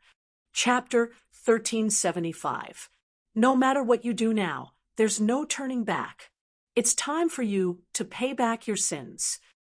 Hee hee. I know that I've been utterly defeated. Yes, I've failed. Still, do you think I'll let you off just because you said this? There was a hint of hysteria and madness in his smile, as if he had been possessed by a demon. Even if I'm going to die here tonight, you'll die with me and be buried with me. This was his character. Even if he was destroyed, he would drag others down to hell with him. At the very least, it would not be a loss if he dragged Mu Linfeng down with him. If he could drag Yun Tianyu down with him, then this deal would be worth it. Mu Lianjue opened his bloodshot eyes and stared fixedly at Yu Yu, who was standing in front of him, with a sinister smile. Yu Yu, who was standing in front of him with his hands behind his back, was as elegant as a little gentleman. He had a delicate and handsome face, and was as adorable as snow. His features were extremely similar to Yun Shishir's, and, similarly, Mu Yaja's charm. This child was Yun Shishir's true love, and Mu Yaja's most beloved son. Since Mu Yaja wanted to destroy him, he would not let him off, either. If he wanted to die, he would not let Mu Yaja have an easy time, either. At the thought of this, his lips trembled, and a hard object could be vaguely seen squirming under his lips. Suddenly, he hooked his tongue and bit on a remote control device in his mouth. A maniacal hatred flashed across his eyes. Yu Yu was startled by his sudden action. He furrowed his brows in puzzlement. However, when he saw the remote control device between his lips, his heart skipped a beat and his face froze. What was that? It was a small remote control device. It was pocket-sized, yet he had been holding it in his mouth all this time. What is this? He questioned in a low voice, full of wariness. Hee hee. Yun Tianyu, you're so smart. You should be able to guess what this is, right? Mu Lianjue's eyes were bloodshot as he held the remote in his hand. Come here, and I'll tell you what this is. Yu Yu frowned and said coldly, Why should I go there? Mu Lianjue smiled sinisterly and spat. Of course. If I press this button, you will lose your dear mommy and brother forever. Yu Yu was stunned. Her face turned pale and she asked in disbelief, What did you say? What? You don't believe me? Mu Lianjue's eyes were filled with mockery as he gripped the remote control tightly in his hand. His face was full of viciousness as he bellowed hysterically, Hee hee, I have already sent someone to plant an explosive device in your house. If I press this button, there will be a bang. Hee hee, take a guess. What will become of your gentle mommy and adorable brother? He sneered as he enjoyed the sight of Yun Tianyu's face, which was constantly changing color. He smugly said, With one explosion, they'll be brutally blasted into a bloody mess.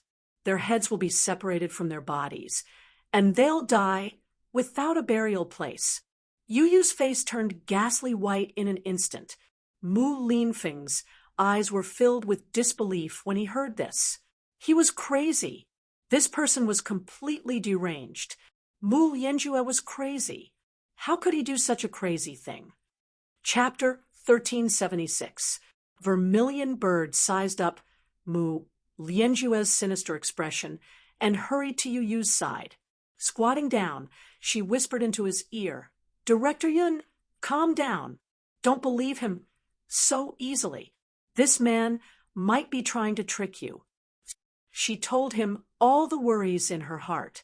She did not know what he was holding in his hand, either. Could that button really be a remote control device for the explosion? No one knew, and no one knew the truth. Perhaps what he said was true. As long as he pressed the button, his home would instantly explode into a sea of fire with an earth-shattering explosion. Yun Shishir and Mu Yichen would also be mercilessly reduced to ashes, their flesh and blood splattering everywhere.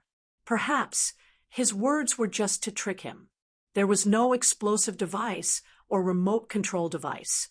His goal was to trick him into using him as a hostage. He knew very well that the person who wanted his life this time was Mu Yaja. To Mu Yaja, Yun Tianyu was more valuable as a hostage than Mu Linfeng. Director Yun, calm down. Don't be nervous. Perhaps he's just saying that to trick you. Yu sucked in a deep breath of cold air and said in a low voice, I suspect so, too. He was so smart.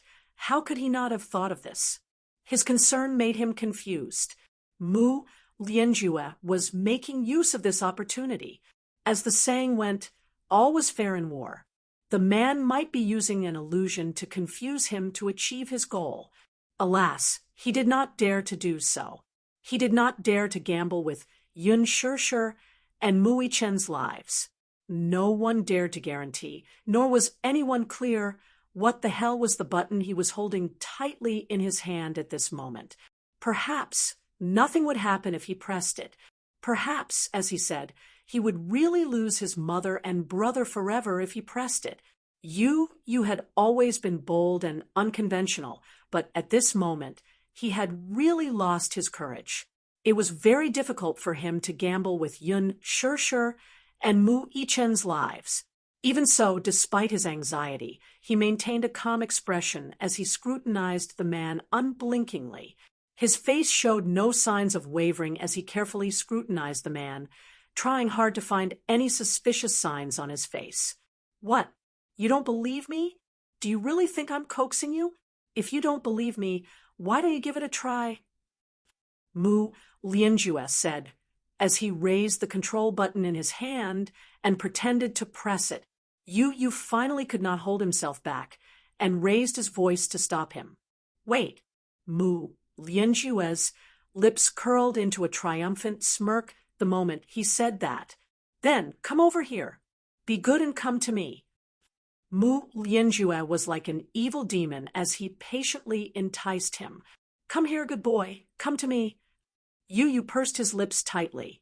He had just taken a step forward when Lisa suddenly blocked his path. He's lying to you. Lisa lowered her voice and stared at him with a pair of cold eyes. Her face was alarmed. Don't go over. Move aside. You smiled elegantly. Lisa, move aside. I can't let you take the risk. Lisa's tone was stiff, but she had no intention of giving in. She couldn't just watch him throw his life away. Chapter 1377. Who knew what earth-shattering things he would do in a fit of hysteria? Likewise, I don't dare to take the risk. I can't let Mommy and Big Brother be in danger. Yu paused and looked at her. Don't worry. You're on standby at any time. I know what to do. No. Lisa was adamant to the end. She was certain that the so-called explosive device in the man's hand was just an empty shell that did not work at all. It was just a last-ditch effort. He was making use of Yu's weakness. He knew that the child was eager to protect his mother and would not watch her fall into danger. Yu calmly asked, then what if it's real? What if it was really an explosive device if he pressed it? Lisa choked all of a sudden. Vermilion bird's eyes flickered as she whispered in his ear, Sir, we have a sniper 100 meters away on standby. It's too late. Yu knitted his brows. The sniper crouched 100 meters away, on standby. However, he would not act rashly if he did not receive the order to shoot. If he were to give the order now, it would only alert the enemy. If Mu Lianjue wanted to kill him before he could press the button with the intention of perishing together, there would be an accident. He could not condone even a 1 in a million accident. I'll give you 3 seconds. He gave his ultimatum and started counting down. 1. Master, Lisa did not back down. Yu stared into her eyes and said word by word, Get out of my way. 2. Lisa fiercely bit her lips and then suddenly rubbed her messy forehead and unwillingly moved out of the way. 3. Mu Lianjue raised the button in his hand high in the air. Yu suddenly raised his voice. 4th great uncle, let's negotiate. I don't have the patience to negotiate with you, he said coldly. Yu smiled. Fourth great uncle, I'm willing to be your hostage now, but don't you dare play any tricks. Otherwise, I don't have the patience, either. The man pondered for a moment and then smiled sinisterly. Fine. I'm warning you, though, don't play any tricks. Otherwise, we'll just perish together. Yu smiled. With your words, how can I dare to play any tricks? After saying that, he raised his arrogant chin and walked towards him.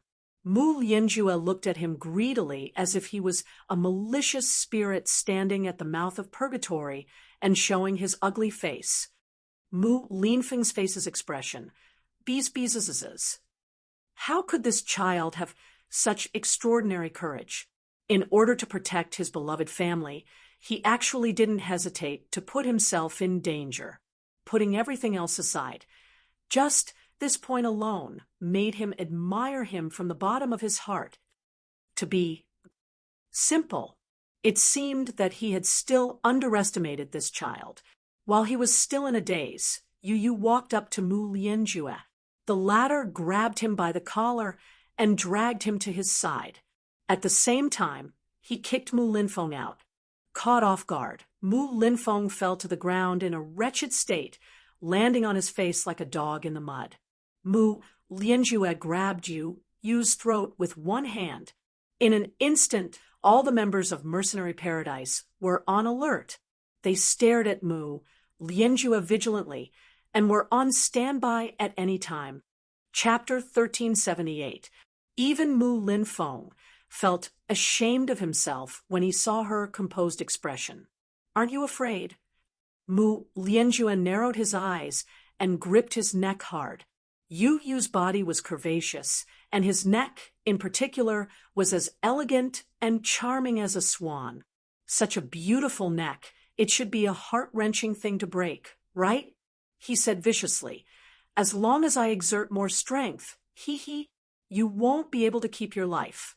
Are you really not afraid? You can try. Yu smiled elegantly, completely unfazed by his threat. I want to live, and so do you. What value do I have to you if I die? Mu Lianjue cocked a brow and sneered, his eyes turning more ruthless. You're right. You're a smart child. However, if anything happens to me tonight, you won't be able to leave this place alive either. Fourth granduncle, since I'm in your hands now, you should get rid of that device in your hand. Don't be an eyesore. Yu sneered, his face full of disgust.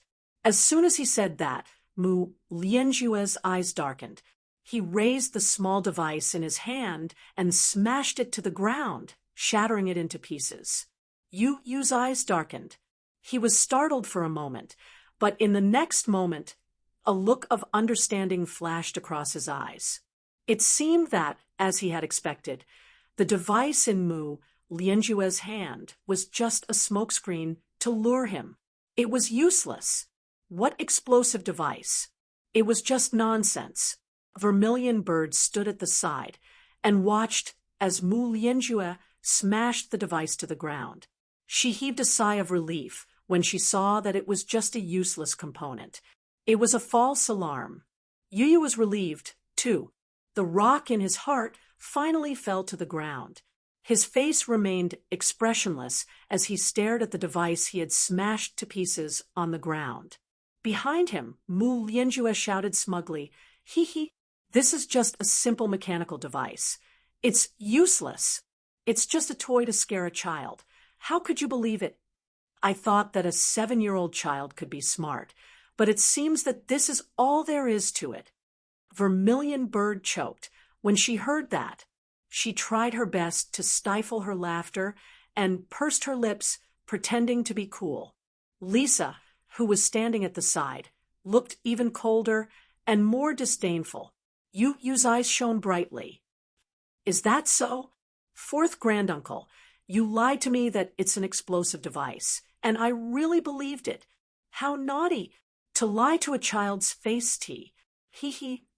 Mu Lianjue's smile was tinged with pleasure as he gripped the boy's neck. He unscrupulously enjoyed the latter's feigned weakness and helplessness. His wrinkled fingers traced the boy's cheeks before he grabbed the gun and pressed the muzzle against the latter's temple. His gaze was sinister and vicious. T. T. T. NN. He. Yu sneered inwardly. He was not afraid of tigers, but he was not a calf. He was the king of beasts. Chapter 1379. Fourth granduncle, you adults are so bad. How could you bully a child? How pitiful that I actually believed you. Now that I'm in your hands, I'm so angry. He mewed like a little lamb and complained aggrievedly. For some reason, Yu's words made Vermilion Bird's hair stand on end. Yu was so scary. He was clearly the worst and most scheming one. On the surface, he was being held hostage and controlled by Mu Lianjue. But what about it? Yu looked weak on the surface, but in reality, he had sharp claws and fangs hidden behind his back. Poor Mu Lianjue. Did he really think that he had the upper hand in this situation? Yun Tianyu merely took pity on him and wanted to play along with him. When he confirmed that the device was just an ordinary one, he secretly made a hand gesture to it. Vermilion Bird secretly sent out a signal, but it was still unable to kill the man on the spot. The situation was in a stalemate because he had a gun in his hand. Vermilion Bird planned to stall for time and kill the man the moment he let his guard down. Mu Lianjue was completely unaware of Yu's scheme and the situation he was in. He was still extremely pleased with himself. A child is indeed a child. You actually believed me, with just a few words. Still, you're really bold to barge into the tiger's den. Fourth granduncle, do you dare to kill me? Yu smiled provocatively as his eyes turned cold. Do you dare to hurt a single strand of my hair? Why not? Mu Lianjue pinched his cheeks viciously. You can't die yet, though. I'll spare your life before you cover my escape. Fourth granduncle, let me give you a piece of advice. Don't struggle anymore. You've lost. Accept your fate. Yu gave him an ultimatum out of pity. Just as he said that, not far away, two dazzling lights suddenly appeared. They were slowly approaching the southern entrance. Everyone present was on high alert. Vermilion Bird followed the light and saw an Audi A8 approaching from afar. She especially noticed that this car had AJ background license plate. Presumably, its origin was not simple. Behind the Audi A8, there were several other cars. The Audi A8 stopped steadily at the south entrance. Everyone looked over. In his line of sight, a tall and slender figure slowly stepped out of the car. Mu Yaja stepped out of the car and stood tall and straight. His body was tall and slender. Invisibly, an awe-inspiring aura spread out in an instant. His body exuded a very terrifying aura. This kind of aura was enough to make anyone feel fear. When Yu saw him, she was confused at first. She did not understand why he was here. When Mu Yaja saw Yu, he was stunned. He did not expect to see such a strange situation when he rushed over. Why was he here? Both father and son had the same question almost at the same time. Daddy, why are you here? Yu was the first to ask with a look of astonishment. Just as he opened his mouth, Mu Lianjue grabbed him by the throat and roared, "Shut up!" Mu Yaja's arrival made him raise his guard. Yu could not hide his shock despite being choked. Chapter 1380. He cursed inwardly in his heart and connected the dots. A white light flashed in his mind, and he suddenly suspected that Vice Captain Zhou's mercenary group had been sent by Daddy. If that was the case, did it not mean that he had made a huge mistake? He thought that Mu Lianjue was about to be smuggled out of the country, so he rushed over to kidnap him. He did not expect that the father and son would bump into each other. Mu Yaja, who had obviously guessed this, was slightly taken aback. He was indeed his son. He actually thought of the same thing as him. Vermilion Bird broke out in cold sweat as well. What was going on? It turned out that the vice captain was Muyaja's men. They had been busy all day, but they did not expect him to be one of them. Vermilion Bird could not help glancing at the vice captain. The latter also reacted and looked at him pitifully. There was a hint of sympathy in their eyes. It turned out that he was one of them. Yu's face darkened for a moment. Daddy, what a coincidence. Muyaja glanced at Vermilion Bird, and then at the calm Yu. At first, he was a little alarmed. After all, the sight of Yu with a gun pointed at his son's temple was a little nerve-wracking. However, when he caught a glimpse of Yu's sinister smile and the calm Vermilion Bird, he knew that this was Yu's wicked game. Thus, he heaved a sigh of relief. He smiled and could not help but tease. My good son, it's already so late. What are you doing here instead of sleeping at home? Yu replied, innocently, I want to help Daddy catch the bad guys. Muyaja was delighted by his son's reply. My good son is so filial.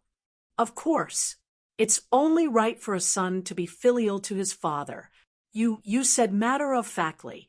Mu Lianjue's face darkened. The father-son pair was echoing each other, clearly ignoring his deterrence. Shut up, all of you. Do you think this is child's play? Mu Lianjue found the scene before him very strange. The father and son teased each other without a trace of nervousness.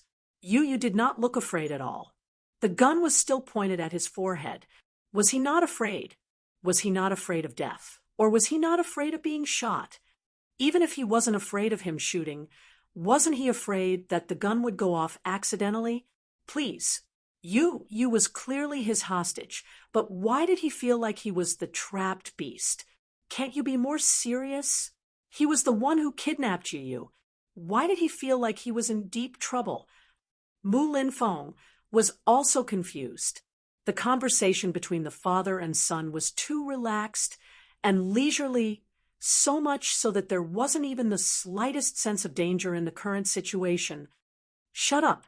Mu Lianjue could not take it anymore. Are you done? Prepare a car for me. Get the car ready. Yu looked up with a smile and said considerately, I'll prepare a hearse for you. Do you want it? Mu Lianjue was flabbergasted. Fourth uncle, have you had enough? Let me go if you're done. I want to go home and sleep. I'm so sleepy. Yu even yawned sleepily after saying that. Are you really not afraid of death? Mu Lianjue quickly loaded the gun, put his finger on the trigger, and pointed it at his temple. Do you believe that I won't shoot your head off right now? Mu Lianjue had just raised his hand when a bullet pierced through the air from a distance with a swoosh piercing through his wrist. Mu Linfeng was stunned. Ah! Chapter 1381. Mu Lianjue let out a muffled groan. The bullet came from a long-range sniper rifle 100 meters away. Despite the distance, the bullet's lethality was shocking. When it pierced through his wrist, it caused explosive damage and caused his palm to burst open. Fresh blood and flesh splattered everywhere. Yu only felt a loud explosion above his head. After a buzzing sound, he temporarily lost his hearing. Mu Lianjue could only feel the bullet penetrating his wrist, along with the excruciating pain of broken bones. His arm went numb and he lost all feeling in it. His grip loosened, and the pistol in his hand fell to the ground. Vermilion Bird strode forward and kicked the pistol several meters away with the tip of her foot. She then carried Yu and brought him to safety. Whoosh! Another sound of a bullet piercing through the air was heard. Mu Lianjue's abdomen was mercilessly penetrated by a bullet once more. At this moment, he was practically surrounded by the long-range snipers. A total of 5 snipers were aiming at him. If he made the slightest move that was detrimental to Yu, he would be shot on the spot. Mu Lianjue groaned in pain. At that moment, he felt as if his entire body had lost its temperature. An uncontrollable chill rose from the soles of his feet, swept across his spine, and attacked his heart. It was so cold that it made one's heart numb. There seemed to be a huge force exploding in the depths of his flesh and blood where the bullet had penetrated his abdomen. At first, he only felt numbness, a hollow numbness. Soon after, he felt an intense burning sensation around his wound. Then, he felt an endless cycle of radioactive pain. The burning sensation hit his heart directly, as if he was being set ablaze in a vast expanse of land. Following that, something sticky and viscous flowed out from the wound and stained his clothes like a blooming flower. Mu Lianjue's eyes widened in disbelief. Everything happened so suddenly that he was not prepared for it at all. He only felt that the world before him had turned dark. He first wiped his wound with his hand. When he raised his hand, his palm was already red. Was it blood? He didn't hear any gunshots at all. He only felt the sound of air being sliced through from behind him. Then he was shot. Could it be that there was a sniper lying in ambush in the distance? Mu Lianjue was stunned. For a moment, he was jittery and paranoid. He abruptly turned around and tightly clutched his bleeding wound. His eyes were completely red, as if they were about to burst. However, when he saw the cold expression on Mu Yaja's face and Yu Yu's smile, he suddenly understood everything. As it turned out, he had nowhere to run. As it turned out, he was being played like a monkey. This brat had clearly calculated everything. Just now, he had displayed such a cowardly appearance in front of him. He was simply playing the fool in front of him. Bastard! Bastard! Mu Lianjue cursed in anger. Be ****. I was actually tricked by you, you bastard! Yu looked at him coldly, then smiled deeply and said elegantly, "Fourth uncle, you're stupid. With your skills, I don't even want to play with you. How boring." With that, he nonchalantly opened his palm with a cold face. "Vermilion bird, give it to me." Chapter 1382. Yu held the gun that Vermilion bird had passed to him. It was a desert eagle. The gun's body was a little heavy, but one should not underestimate it. The Desert Eagle was powerful to begin with. This pistol used high-quality ammunition, and the bullets had explosive power. He fiddled with it for a while. Previously, he had Vermilion Bird teach him some marksmanship. It was not because of anything else, but because after the recent series of events, he knew that he had to learn some self-protection methods. This was his character. He did not like to rely on others for everything. He was too weak. If not for Xiao Yichen and Lisa's protection, it would be difficult for him to protect himself. Hence, he had to learn how to protect himself and master the means to do so. In the past 2 days, he had been working hard to learn marksmanship from Vermilion Bird. Vermilion Bird was surprised to find that he was quite talented in marksmanship. He grasped it very quickly and learned how to load and shoot. Although his accuracy was not precise, it was still very high, which surprised her. Mu Yaja watched him pick up the gun and load it skillfully. Then he raised his wrist and aimed the black muzzle at Mu Lianjue. Be it the way he held the gun or his posture, everything was very professional. This little guy secretly learned how to shoot behind his back. While Mu Yaja was surprised, he also felt impressed. Seeing him take out a gun, Mu Lianjue's face turned pale, and his lips trembled violently. What are you doing?" "I've learned some marksmanship some time ago. What's more frustrating is that there's no one to practice with me, though." With that, Yu Yu's lips curled up. "Fourth granduncle, can you practice with me?" No. His face turned pale as he turned around abruptly and tried to run away. Without another word, Yu pulled the trigger and fired 2 shots at his hind legs. Mu Lianjue let out a blood-curdling scream as he staggered to the ground. His shrill scream pierced the silence of the night and spread far and wide along the southern entrance of the vast highway. However, it soon dissipated into the biting cold wind. These 2 shots are for Uncle Zhao. If not for Mu Lianjue's assassins, Uncle Zhao would not have died that day. This was Mu Lianjue's evil debt. He had to avenge the Zhao clan. With that, Yu fired again. 2 more shots rang out.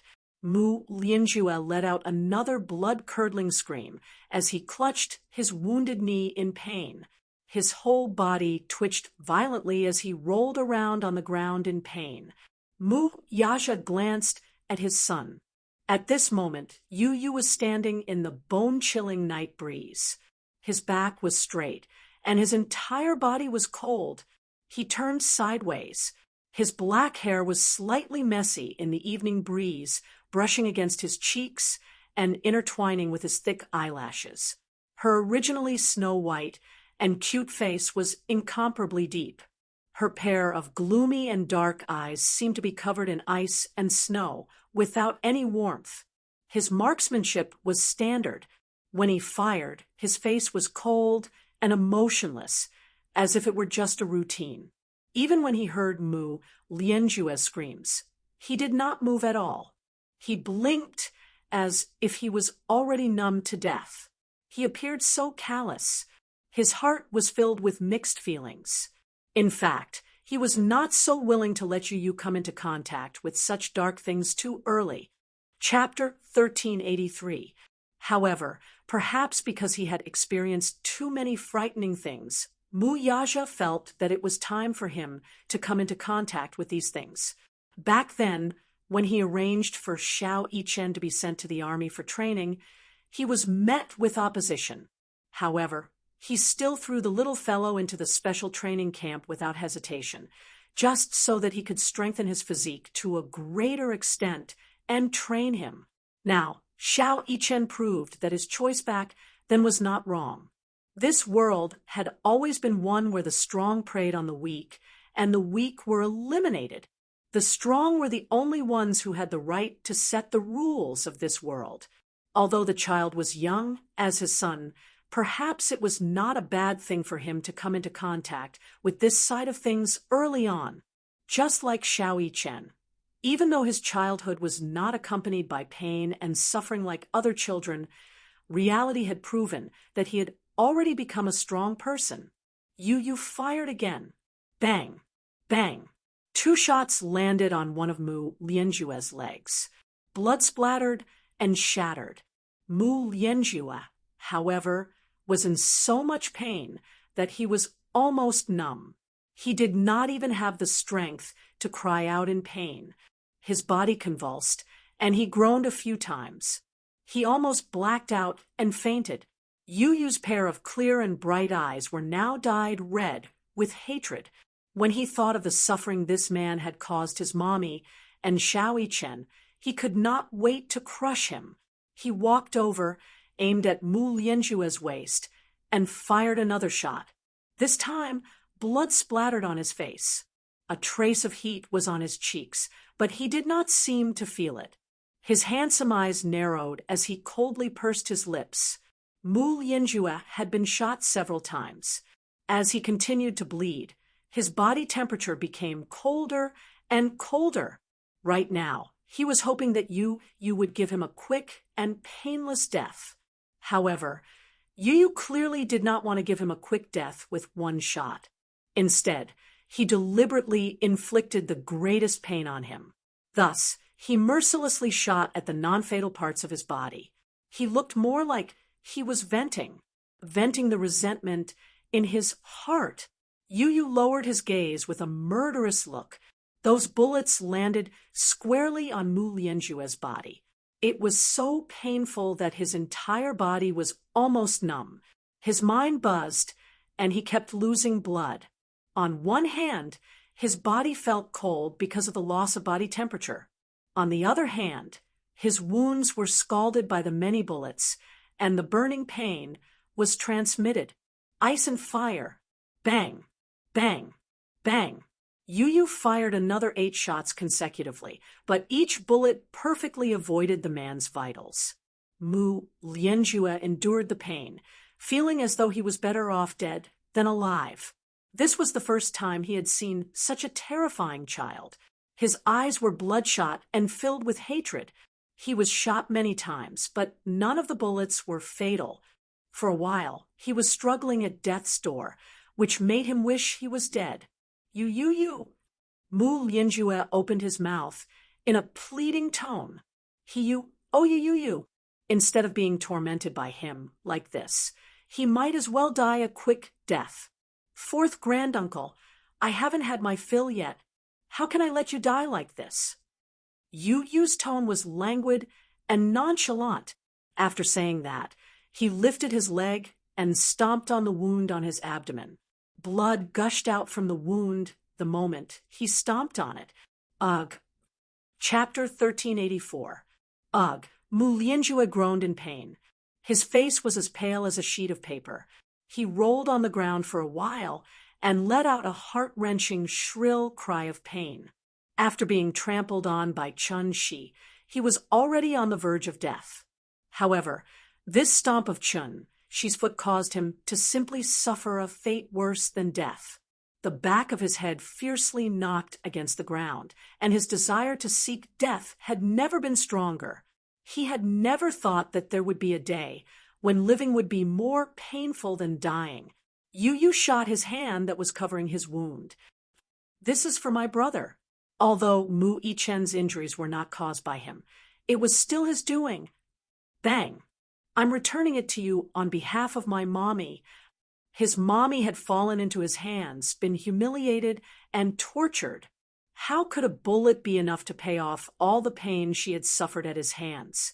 Yu narrowed his eyes, which were sharp and piercing. Bang! Yu's eyes widened after he finished firing the gun, and he coldly enunciated each word. This is for my daddy. Mu Lianjue coughed out a mouthful of blood as his whole body convulsed violently. Mu Yaja was stunned at first. Then he felt warmth in his heart. His son was taking revenge for him.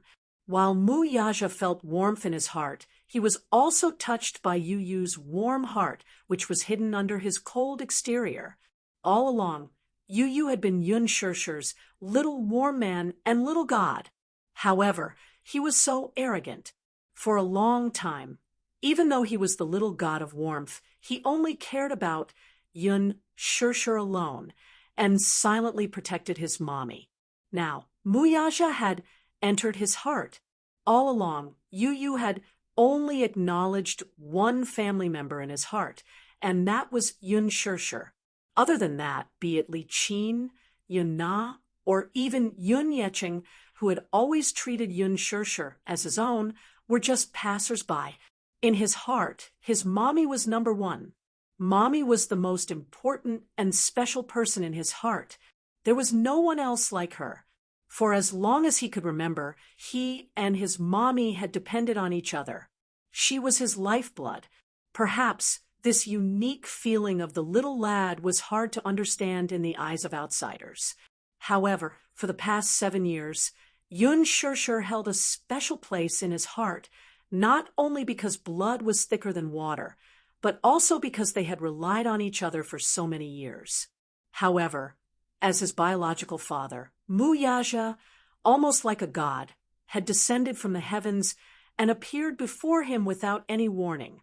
Without any warning, he went from being a child of a single-parent family to having a father. However, he rejected this daddy. He resisted and kept him at a distance of 1,000 miles away. At first, he was unwilling to admit that he had a father. So what if she was his biological child? Mommy was the only one he loved. However, as they got along, the father and son's feelings gradually merged. Mu Yaja appreciated this son of his, and you gradually accepted him, acknowledged him, and acknowledged him. Until now, he had acknowledged him. Those who bullied his mommy were unforgivable and deserved to die. Similarly, those who bullied his daddy were equally unforgivable. Chapter 1385. He was used to being cold and arrogant in front of Muyaja, but in reality, he had long acknowledged him as his daddy. On the one hand, it was because he loved his daddy. On the other hand, it was because Muyaja was outstanding enough to gain his approval. Muyaja only felt as if his heart had been ruthlessly punched, instantly tearing a hole in it. A warm current gushed in, and even though he was standing in the cold wind, he did not feel cold at all. Instead, his whole body felt warm and cozy. You snorted. Looking at the man's miserable appearance, he smiled faintly. Fourth granduncle, there are still 2 more shots. Can you hold on? There are still 2 more shots. They're for my grandparents, whom I've never met before. With that, Yu fired 2 more shots at the man's chest. They were less than an inch away from his heart. Mu Lianjue fainted completely and lost consciousness. The scene instantly became deathly silent. Besides the whistling of the cold wind, everyone was deathly silent. Mu Linfeng, in particular, was as stiff as a rock. He had long been stunned. Yu maintained his gun-wielding posture. His face paled for a moment before his vision regained its focus. However, when his gaze landed on the man, lying limp on the ground and covered in blood, he realized with a start what he had just done. He had killed someone, he had shot and killed someone for the first time in his life. His hands were stained with filthy blood. However, deep down, he knew that once stained with such filth, it would be difficult to wash it clean. Yu sucked in a deep breath of cold air. After a long time, he quietly lowered his arm. His wrist loosened, and the gun in his hand fell to the ground with a loud thud. Muyaja walked over and hugged him in his arms. He gently placed his large palm on the boy's cold face, only to see that the boy's face had turned ghastly pale. Just now, in the midst of extreme passion, he was completely unaware of the significance of what he had done. However, when he suddenly reacted from his hatred, he actually felt a bone-chilling coldness. "Baby, what's wrong?" Muyaja hugged him with some heartache, his slender fingers tenderly caressing the side of his face. He should have stopped him just now. She had to stop him when he lost his mind. However, even he was shocked by Yuyu's cold expression and could not recover from his shock. Yu turned around and said calmly, "I killed someone." His tone was calm, but it was more like he was stating an ordinary matter. Vermilion Bird walked to the man's side and squatted down to check his breathing. Her fingertips came in contact with a faint breath. It was very weak, but there was still a trace of breathing. Vermilion Bird raised his eyes and said, "Still alive." "Kill him," Yun Tianyu expressionlessly replied. "Since he wants to die, let's give him a quick death." Zhu Kei's face darkened for a moment, but she silently said in her heart, "President Yun, what are you saying? You've already tortured him to such a miserable state, and now you want to give him a quick death." She suddenly felt that the man was very pitiful. She looked at him sympathetically and thought to herself, "You can offend anyone, but you chose to offend Hurricane Group's #1 Demon King. Die early and reincarnate early." Yu suddenly asked, "Do you pity him?" She quickly shook her head. "Kill him." Chapter 1386. Muyaja nodded. "Leave his life to me." With that, he handed Yu to Vermilion Bird and walked toward Mu Lianjue. Lowering his head, he looked down at him condescendingly with a cold glint in his eyes. "Do I hate him? Do I hate him?" he asked in his heart. There was no doubt that he hated him to the core. He was the one who had poisoned his father. Back then, his father had a car accident. However, the autopsy report concluded that his father, who had never touched drugs before, was actually a drug addict. He had smoked marijuana and even injected a large amount of heroin when he was alive. Hence, when he drove, he had hallucinations and caused a tragic accident. He had never believed that his father would do drugs. In his mind, Mu Lianqing had always been self-disciplined and would never touch such things.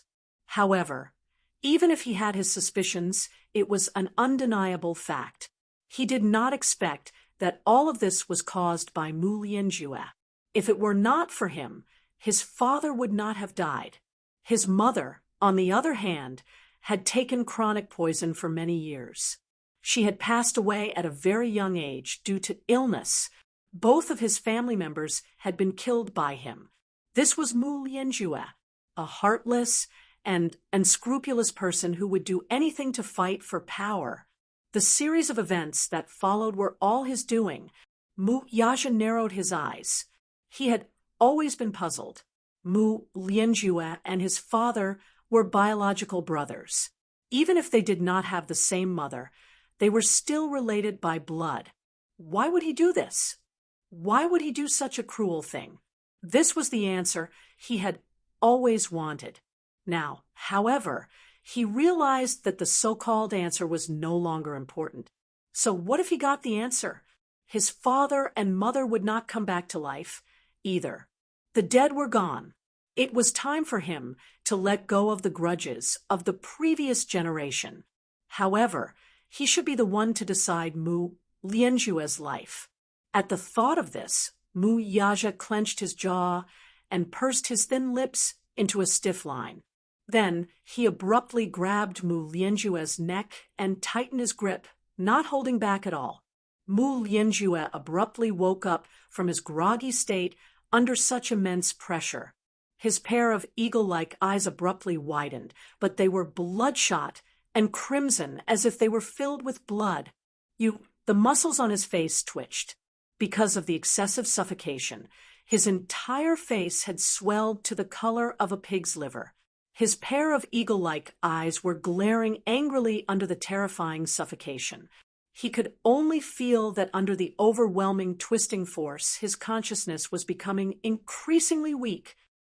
Ugh, a cough. Mu Lianjue's eyes popped out of their sockets. The blood in his body gushed to the top of his head, and even his eyeballs could not move. Mu Yaja did not say a word. He did not have the patience to waste any more words. He only wanted to settle all the grudges and grievances with his own hands at this moment. This man before him, he hated him to the core. Mu Yaja stared fixedly at him. Suddenly, scenes flashed before his eyes like a carousel lantern. In his memory, the one that left the deepest impression on him was Mu Lianqing's extremely strong arms. When he returned home from work, he would always lift him up and kiss his forehead.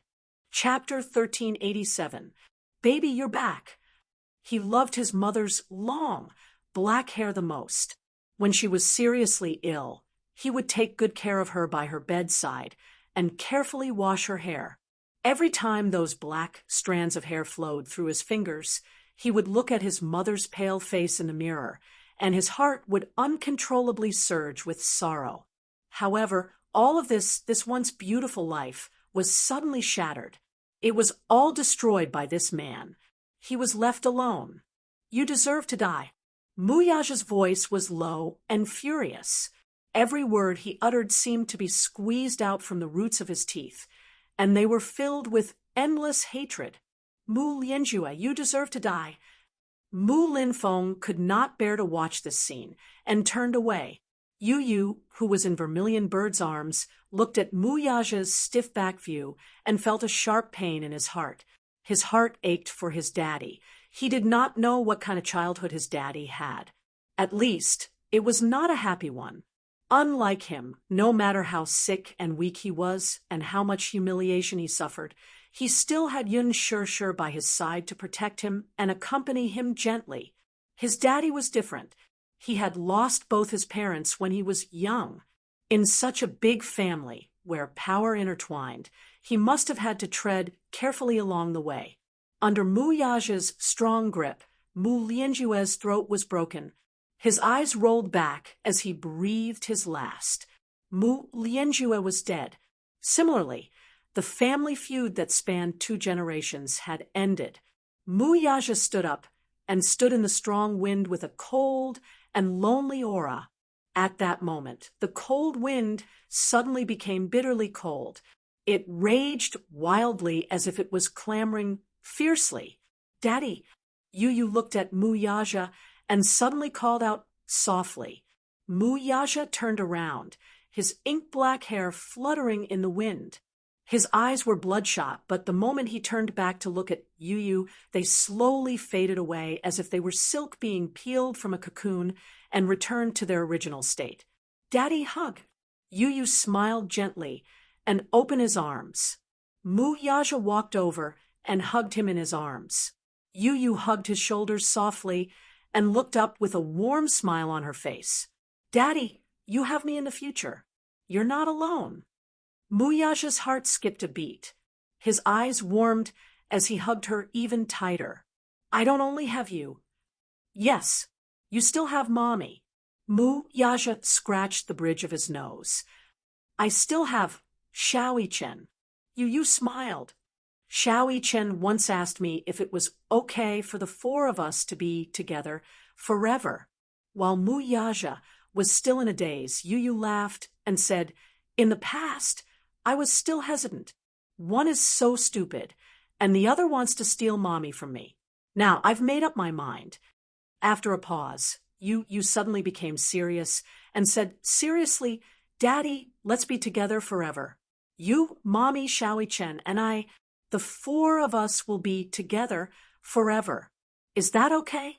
He asked with a serious expression, but his tone was unprecedentedly serious. Mu Yaja was stunned for a long time. He was so surprised that he couldn't react for a moment. This was probably the first time Yu had confessed to him. In the past, this little guy was always so arrogant and cold in front of him. He was never close to him, and even if he cared, he never said anything. He was very awkward. Chapter 1388. To him, this was the biggest surprise. He had never thought that there would be a day when he would hear such warm words from his little mouth, which had always been filled with poisonous thorns. For a moment, Mu Yaja couldn't believe it. It was as if he was in a dream. Hence, he didn't snap out of it immediately. Yu saw that he was slow to react and was a little unhappy. He snorted arrogantly and said unhappily, "Why aren't you saying anything? Are you unwilling to do so?" Mu Yaja hurriedly said, "No, little idiot." Yu pouted and pouted. He was a little unhappy. "If you're unwilling, you don't have to force yourself. Don't think that I approve of you. If you weren't the man that Mommy liked, I wouldn't have bothered with you."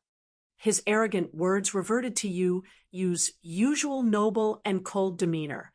Mu Yaja smiled and rubbed his forehead dotingly. Okay. This time, he would let him say whatever he wanted. "Do you think that I want to be with you?" Seeing that Mu Yaja still didn't say anything, Yu was even more unhappy. He looked at him with disdain. "If I wasn't worried that you wouldn't dote on Mommy enough and bully her, I just want to be with Mommy forever. Don't misunderstand." Mu Yaja continued to smile dotingly and echoed his words. Okay. His agreement made you even more unhappy. Why didn't he say anything? Yu was unhappy. "Hey, you." Mu Yaja's eyes suddenly drooped as he gently kissed the boy's forehead. Following that, he placed another warm kiss on the boy's eyelashes. His indulgence was self-evident. Yu was stunned. Then, he heard Mu Yaja's gentle voice above his head. "Yu, let Daddy dote on you forever, okay?" Yu was stunned. He did not expect Mu Yaja to say something so heart-wrenching. "We've missed each other for 6 years. During these 6 years, I had no idea that I had such a smart and adorable son other than Xiaoi Chen." As Mu Yaja spoke, his eyes fell on Yu's palm-sized face. He couldn't hide the heartache in his eyes. Forgive me for missing you for so long. I made you and Mommy wait for so long. I made you miss out on 6 years of fatherly love. I'm sorry, forgive Daddy. This was probably the most emotional thing Mu Yaja had ever said. If Yun Shur and Xiaoi Chen were here, they would definitely feel indignant. Especially Yun Shur. Even in front of her, Mu Yaja had never said such touching words of love. You blushed when he heard this. However, the shyness in his eyes quickly disappeared. He looked up and couldn't help but chide his son. What's the use of saying sorry? Humph. Her haughty and awkward behavior really made people feel cold. You pursed his pink lips slightly. However, his heart was filled with warmth. It was as if a spring breeze had brushed past, and a warm current was flowing through him. Little fool, maybe you're secretly laughing in your heart. Mu Yaja couldn't help but expose him. A look of panic flashed across Yu's face. Then he snorted and said, "When did I?" Humph. There was even more disdain in his eyes. The father and son looked at each other and suddenly smiled. You finally relented. Okay, I'm a great person and won't hold a grudge against you. I'll be merciful and forgive you. Mu Yaja kissed him. The heartwarming scene diluted the cold and solemn atmosphere around them. Li Hanlin stood behind them and rubbed his forehead helplessly. Chapter 1389. Mu Linfeng was a little moved by this scene, but he could not bear to disturb this heartwarming scene. He quietly got into the car and left. After Mu Lianjue's death, the funeral was naturally handled by him. Of course, he ordered everyone to keep their mouths shut about what had happened tonight. His subordinates carried the body back and ordered the hospital to write a death report. After that, arrangements were made according to the circumstances of the death. To Mu Yaja and Yu, all of this seemed to have never happened. It was just the death of an insignificant character. However, when Mu Linfeng brought the news of Mu Lianjue's death back to the family, it caused quite a stir. Mu Shumin, in particular, found it hard to accept the news of Mu Lianjue's sudden death. Mu Shumin naturally did not believe that Mu Lianjue had passed away due to illness. Although Mu Lianjue's health was not good, he was still strong enough. It was hard to link it to his death. Moreover, it was too sudden. There was no relief at all. Moreover, with the things that had happened in the Mu family these past few days, it was hard for them not to associate Mu Lianjue's death with Mu Yaja. However, even though Mu Shumin repeatedly asked about the cause of Mu Lianjue's death, Mu Linfeng only brushed it over and did not mention what had happened tonight. In fact, he was even a little impatient. Since he was unwilling to say anything, Mu Shumin naturally did not dare to ask. If Mu Shumin did not dare to ask, the rest were even less qualified to mention it. In just a few days, the Mu family was at peace. To the public, it was only announced that Mu Lianjue had passed away due to his worsening illness. A solemn funeral was held, and he was buried in peace. Of course, this was all for later. On the way home from the south entrance of the expressway, Yu sat in the front passenger seat, unable to calm down. Mu Lianjue's death could be considered as a weight off his mind. Then he thought of Mu Wanru. So the little boy turned his head and asked, "Daddy, I heard that Mu Wanru has been placed in the Mu Group's private hospital. I heard that her condition is not very optimistic." The corner of Mu Yaja's eyes twitched fiercely as he sighed with emotion. "You're really well informed." "Of course." Yu sniffed proudly like a mischievous little elf. Her eyes were bright and sparkling. "I won't let anyone who offends my mommy off. Even if they escape to the ends of the earth, even if we have to dig 3 feet into the ground, we will dig them out." Mu Yaja was speechless. "Baby, do you know what kind of boys girls are most afraid of these days?" What? Yu was perplexed, unable to comprehend what was going on. "Mama's boy," Mu Yaja said faintly. "You're the world's first mommy's boy that I've ever met." "Ha ha ha." Yu was elated and revealed a rare hearty smile. "That's because before Daddy appeared, Mommy only had me. If I don't pamper Mommy a little, who will?" Mu Yaja was taken aback. He could actually detect a hint of bitterness in his calm voice as he recalled all those unbearable memories of the past. His heart sank. Even though Yu's tone was calm and nonchalant, the memories of the past 6 years were still vivid in his mind. He was probably feeling indignant, for Yun Shirshir, in his heart, his mommy was an elegant princess. A woman like her should be doted on by everyone. Chapter 1390. Mommy had been living such a hard life all this while. She had tasted the bitterness of the world. He hoped that his mommy could be happier. Happier. When he thought of this, he said unwillingly, "Mommy is still very young. She's only 24 and has suffered a lot. I feel that it's so unfair. I can't accept it." At this point, he glanced at Mu Yaja and asked, "When do you plan to hold your wedding with Mommy?" "I haven't thought about it yet," Mu Yaja said honestly. "You're not ready?" You seemed unhappy with this answer. "Not really." Mu Yaja paused. When they reached a traffic light junction, the car stopped. He turned his head and answered seriously, "I haven't thought about how to give her a perfect wedding." In the past, he only felt that weddings were an insignificant formality. Perhaps it was because he had never thought that there would be such a person who would make him seriously consider how to create a romantic and perfect wedding. However, now, he also had some romantic fantasies about his marriage with Yun Shirshir. When it came to romance, men always seemed to lack some cells compared to women. Actually, that was not the case. Did men not understand romance? That was not the case. A man did not understand romance only because that person did not appear. When Yu heard this, he felt gratified but also jealous. He could not bear to part with her. "I can't bear to let Mommy marry you." He revealed the conflict in his heart honestly. Mu Yaja frowned.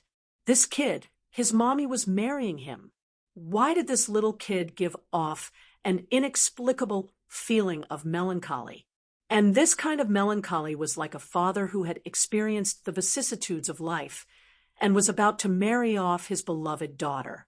Lee Hanlon had once said that Yu and Yun Shirshir were mother and son in some ways. However, when Yu hid that side of him behind Yun Shirshir's back, Yu doted on his mommy more like a daughter. It was a sense of déjà vu between father and daughter. It was as if ethics had been reversed. Mu Yaja's lips twitched. Yes, that was the feeling. Yu was like a father who couldn't bear to see his daughter get married. Just as he was feeling awkward, he heard Yu's daddy mumble again, "I suddenly feel that it's so unfair." Unfair? Yes. "I feel that I can't let you take advantage of me for nothing. My mommy is as beautiful as a flower, gentle and kind. The people who want to pursue my mommy could line up from my doorstep to Siberia. Why should I let you beat me to it?" The more Yu spoke, the more indignant she became. She clenched her fists and snorted arrogantly, "You didn't even go through the process of courtship. No, I can't let you pass." "Daddy, I can't let Mommy marry you like this. It's too easy on you." Mu Yaja was stunned. "Why, tell me, you disappeared for 6 years for no reason. Now that you've reappeared, you didn't even go through the process of courtship. How can I let you marry Mommy so easily?" However, Mu Yaja felt that the little kid's silent scheming was really interesting and adorable. Seeing that he had made the decision in all seriousness, he couldn't help but raise his eyebrows and ask, "Oh, there are conditions?" "Yes, of course," Yu said matter-of-factly. "You didn't even go through the process of courtship, love letters, dating, or courtship. Humph, that's not fair." Yaja was stunned. Chapter 1391. You actually went on a date with mommy behind my back. You smelled a hint of adultery, and there was a dangerous glint in his eyes. It doesn't count. It's not formal enough. If you want to marry my mommy, you have to start from a formal courtship. You concluded. Yaja kept quiet. Courtship? Yes. Do you know how to court girls? No. Can you teach me? Yaja's expression was serious. What he said was true. He had never courted any girl before. Basically, the women around him couldn't wait to get close to him. He had never taken the initiative. You don't even know how to court girls. So, how about you be daddy's strategist? Yaja asked humbly with a sincere expression. However, you retorted, I can't even bear to let mommy marry you. How can I be your strategist? Dream on. Yaja kept quiet again and glanced at him from the corner of his eyes. Yu did not back down and looked back at him from the corner of his eyes. The father and son faced each other in silence. Yaja pursed his thin lips. He had learned his lesson. To put it bluntly, this fellow was unwilling to let his mommy marry him. Hence, he deliberately made things difficult for him. This was a test for him. If he could not bear to marry mommy, he should have just said so. The little fellow was so awkward because he could not bear to let mommy go but was too shy to express it. On the other side, Yu said lightly, Daddy, mommy doesn't belong to you yet. If you don't hurry up, there will be so many people courting mommy. Humph. These words were obviously a threat to him. Yaja smiled deeply, but his eyes were filled with gentleness. Back to Shandy Walk. In the time it took for him to park the car, Yu flew into the house and hurriedly ran into the bedroom. He carefully pushed open the door, tiptoed in, and silently made his way to the bedside. Yun Shirshir was sleeping soundly. She did not seem to realize what had happened tonight, and was still immersed in a gentle dream. Yu felt relieved when he saw that she was sleeping soundly. When he went out tonight, he secretly wanted to settle things behind her back. You had always been like this, in a corner where Yun Shirshir could not see, in a small detail that she could not detect. He arranged everything for her. No matter how big the devil he would kill God, and God would kill God. Whenever mommy's SSSS, he would be ZZZZ, even if he had to fight against the heavens.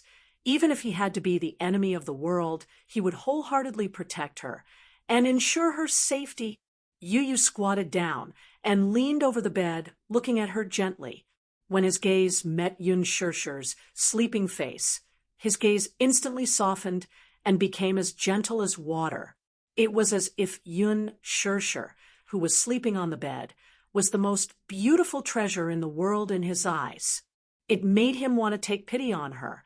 A strand of hair fell between her eyebrows and intertwined with her thick eyelashes. He gently reached out and brushed the strand of hair away, tucking it behind her ear. She was extremely sensitive. Even if it was from Yu's tender fingertips, that slight touch was enough to make her, who was in her dreams, let out a muffled moan. It was as if she was talking in her sleep, afraid that he would disturb her. Yu immediately withdrew his hand and blinked innocently. He was afraid that he would wake her up. Yun Shirshir's delicate lips opened and closed, letting out a soft murmur before returning to being docile and quiet. She did not wake up. Chapter 1392. He poked Yun Shirshir's soft cheeks with his fingertips and muttered to himself, Mommy, I can't bear to marry you off.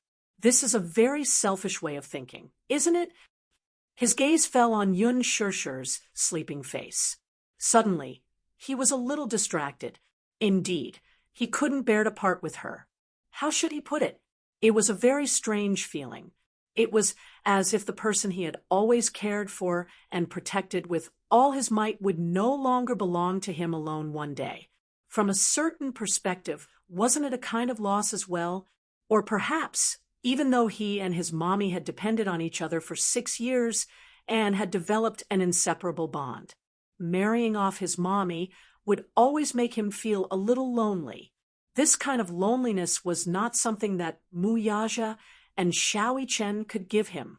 Just as Li Hanlin had said, from a certain perspective, his mentality was indeed similar to that of a father who couldn't bear to marry off his daughter. Yu Yu sighed and looked down. Mommy, don't worry. If you're happy, that's my happiness. If you're not happy, wouldn't you use hard work be meaningless? When he thought of this, he leaned over and gently planted a kiss between Yun Shirshir's eyebrows. My dear mommy, good night. After saying that, he carefully tucked the bedding in for her and left silently. When Mu Yaja finished parking his car and walked in, Yu Yu had already washed up and changed into her pajamas. Standing at the door, he rubbed his eyes. Daddy, good night. Mu Yaja smiled. Good night, baby. Yu Yu smiled and waved her hand. Just as she was about to enter the room, she suddenly thought of something. She turned around and walked in front of Mu Yaja. Then she hooked her finger at him mysteriously. Mu Yaja saw that Yu Yuehan seemed to have something to say. He bent down slightly and looked at Yu Yuehan at eye level. Yu Yu suddenly leaned over and kissed his forehead gently with her pink lips. Bah, gee, he took a bite. It was fragrant. Mu Yaja was stunned. He never thought that the little fellow would take the initiative to kiss him. A goodnight kiss? He smiled gently, and his heart felt warm again. Tonight, this little fellow had warmed his heart to the point of bursting with joy. Yu Yu clasped her hands behind her back and lowered her head shyly after the kiss. She seemed very awkward and bashful. Seeing Mu Yaja's stunned and surprised expression, he explained, Good night, kiss. Stupid daddy. Yes. Mu Yaja was still a little slow on the uptake. The surprise came too suddenly. The little fellow actually took the initiative to say good night to him. In the past, he wouldn't have dared to think about it. Seeing his indifferent reaction, Yu Yu could not help but be annoyed by his slowness and clumsiness. Was that all he could do? Yu Yu could not help but feel hurt. He had taken the initiative to give him a good-night kiss. In the end, his stupid daddy was like a block of wood. Did he not know how to give him a good-night kiss? Thinking of this, he muttered angrily, Stupid daddy. Then he turned around and was about to enter the room. However, just as he turned around, Mu Yaja suddenly picked him up from behind and held him in his arms. Good boy, baby. Mu Yaja's slender fingers pinched his chin. His thin lips brushed past his ears and landed on his pink cheeks. Moi. It was a light kiss, a reply to his good-night kiss. Yu was slightly distracted. Then her face turned red, and she pursed her lips. She was clearly a little shy. All right. Chapter 1393. Mu Yaja carried him back to the room and turned on the wall lamp. As soon as the warm wall lamp was turned on Mu Yaja, and Yu were stunned when they saw the scene on the bed. Then, both of them frowned at the same time. She saw little Ichen sleeping soundly on the bed, but his sleeping posture was as restless as usual. At this moment, he was like an octopus with his small arms and legs sprawled out, occupying more than half of the bed domineeringly. He was even snorting soundly at this moment. Daddy, look, Yu complained pitifully. This guy is restless every night. I don't want to sleep in the same bed as him. Every morning, I'm almost squeezed off the bed by him. Mu Yaja was speechless. Daddy, does he usually sleep like this in the Mu family? Yu asked. Yes. His sleeping posture is terrible, Yu criticized mercilessly. Mu Yaja sighed heavily. Yes, this probably had something to do with his sleeping habits. Xiao Yichen's bed in the Mu family's bedroom was very big. It was 3 meters wide and 4 meters long. Therefore, the little guy had developed the habit of sleeping in an unrestrained manner, since he was young. After all, the bed was very big and spacious. Therefore, he had always been used to acting wildly on such a big bed. Therefore, he could not adjust to the fact that he had changed to a 2-meter bed. However, Yu was different. When he was younger, he and Yun Shirshir slept on the same bed. Yun Shirshir slept very quietly. Basically, she would sleep in the same position when she woke up. If she was not disturbed, she would not change her position for the entire night. When Yu was older, he could not afford to change to a bigger bed. He slept on a 1.5-meter bed. Therefore, he slept very peacefully. After meeting Xiao Chen, you finally realized that some people could behave wildly in their sleep. Sometimes, Yu really wondered what Xiao Chen was dreaming about. Why did he fall asleep and move so much? There were several times when he was woken up by this fellow. He really wanted to wake him up, pinch his face, and ruthlessly ravage him. Mu Yaja said sympathetically, "Baby, it's been hard on you." Yu was speechless. After a moment of silence, he suggested, "I want to change to a bunk bed." He slept on one bed, while Xiao Yichen slept on the other. Mu Yaja agreed. "I'll send someone to buy one tomorrow." "No need." Yu said, "I'll book one for myself tomorrow." Under Leji Holdings, there was a smart children's bed.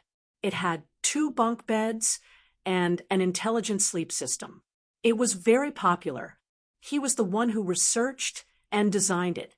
Just as well, he could book one and experience the results of his own design.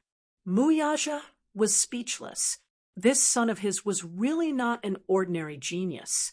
At his age, he did not even know how to draw. His son could already sleep in the smart children's bed that he designed. The pupil had surpassed the master. However, he felt very proud of it. His 2 sons were so outstanding. "Go to sleep." Mu Yaja carried him to the bed and covered him with a blanket. Yu glanced at Xiao Chen, who had been chased to the side by Mu Yaja. His disdainful expression softened slightly. "Daddy, you have to sleep early too," he said softly. Mu Yaja smiled and walked to Xiao Chen's side. He also planted a good night kiss between his brows. When he left the room, he turned off the lights and closed the door. He went to the bathroom to wash up before returning to the bedroom. Chapter 1394. At this moment, it was already late into the night. It was pitch black outside the window. There were no stars in the sky. Only the bright moon was gradually covered by dark clouds. There was a light lamp at the head of the bed. He walked over and looked at the person on the bed. She was sleeping soundly. There were traces of someone gently twisting the blankets. Thinking about it, you must have come in just now and twisted the blankets for her. This considerate little guy always hid his gentleness in the bottom of his heart.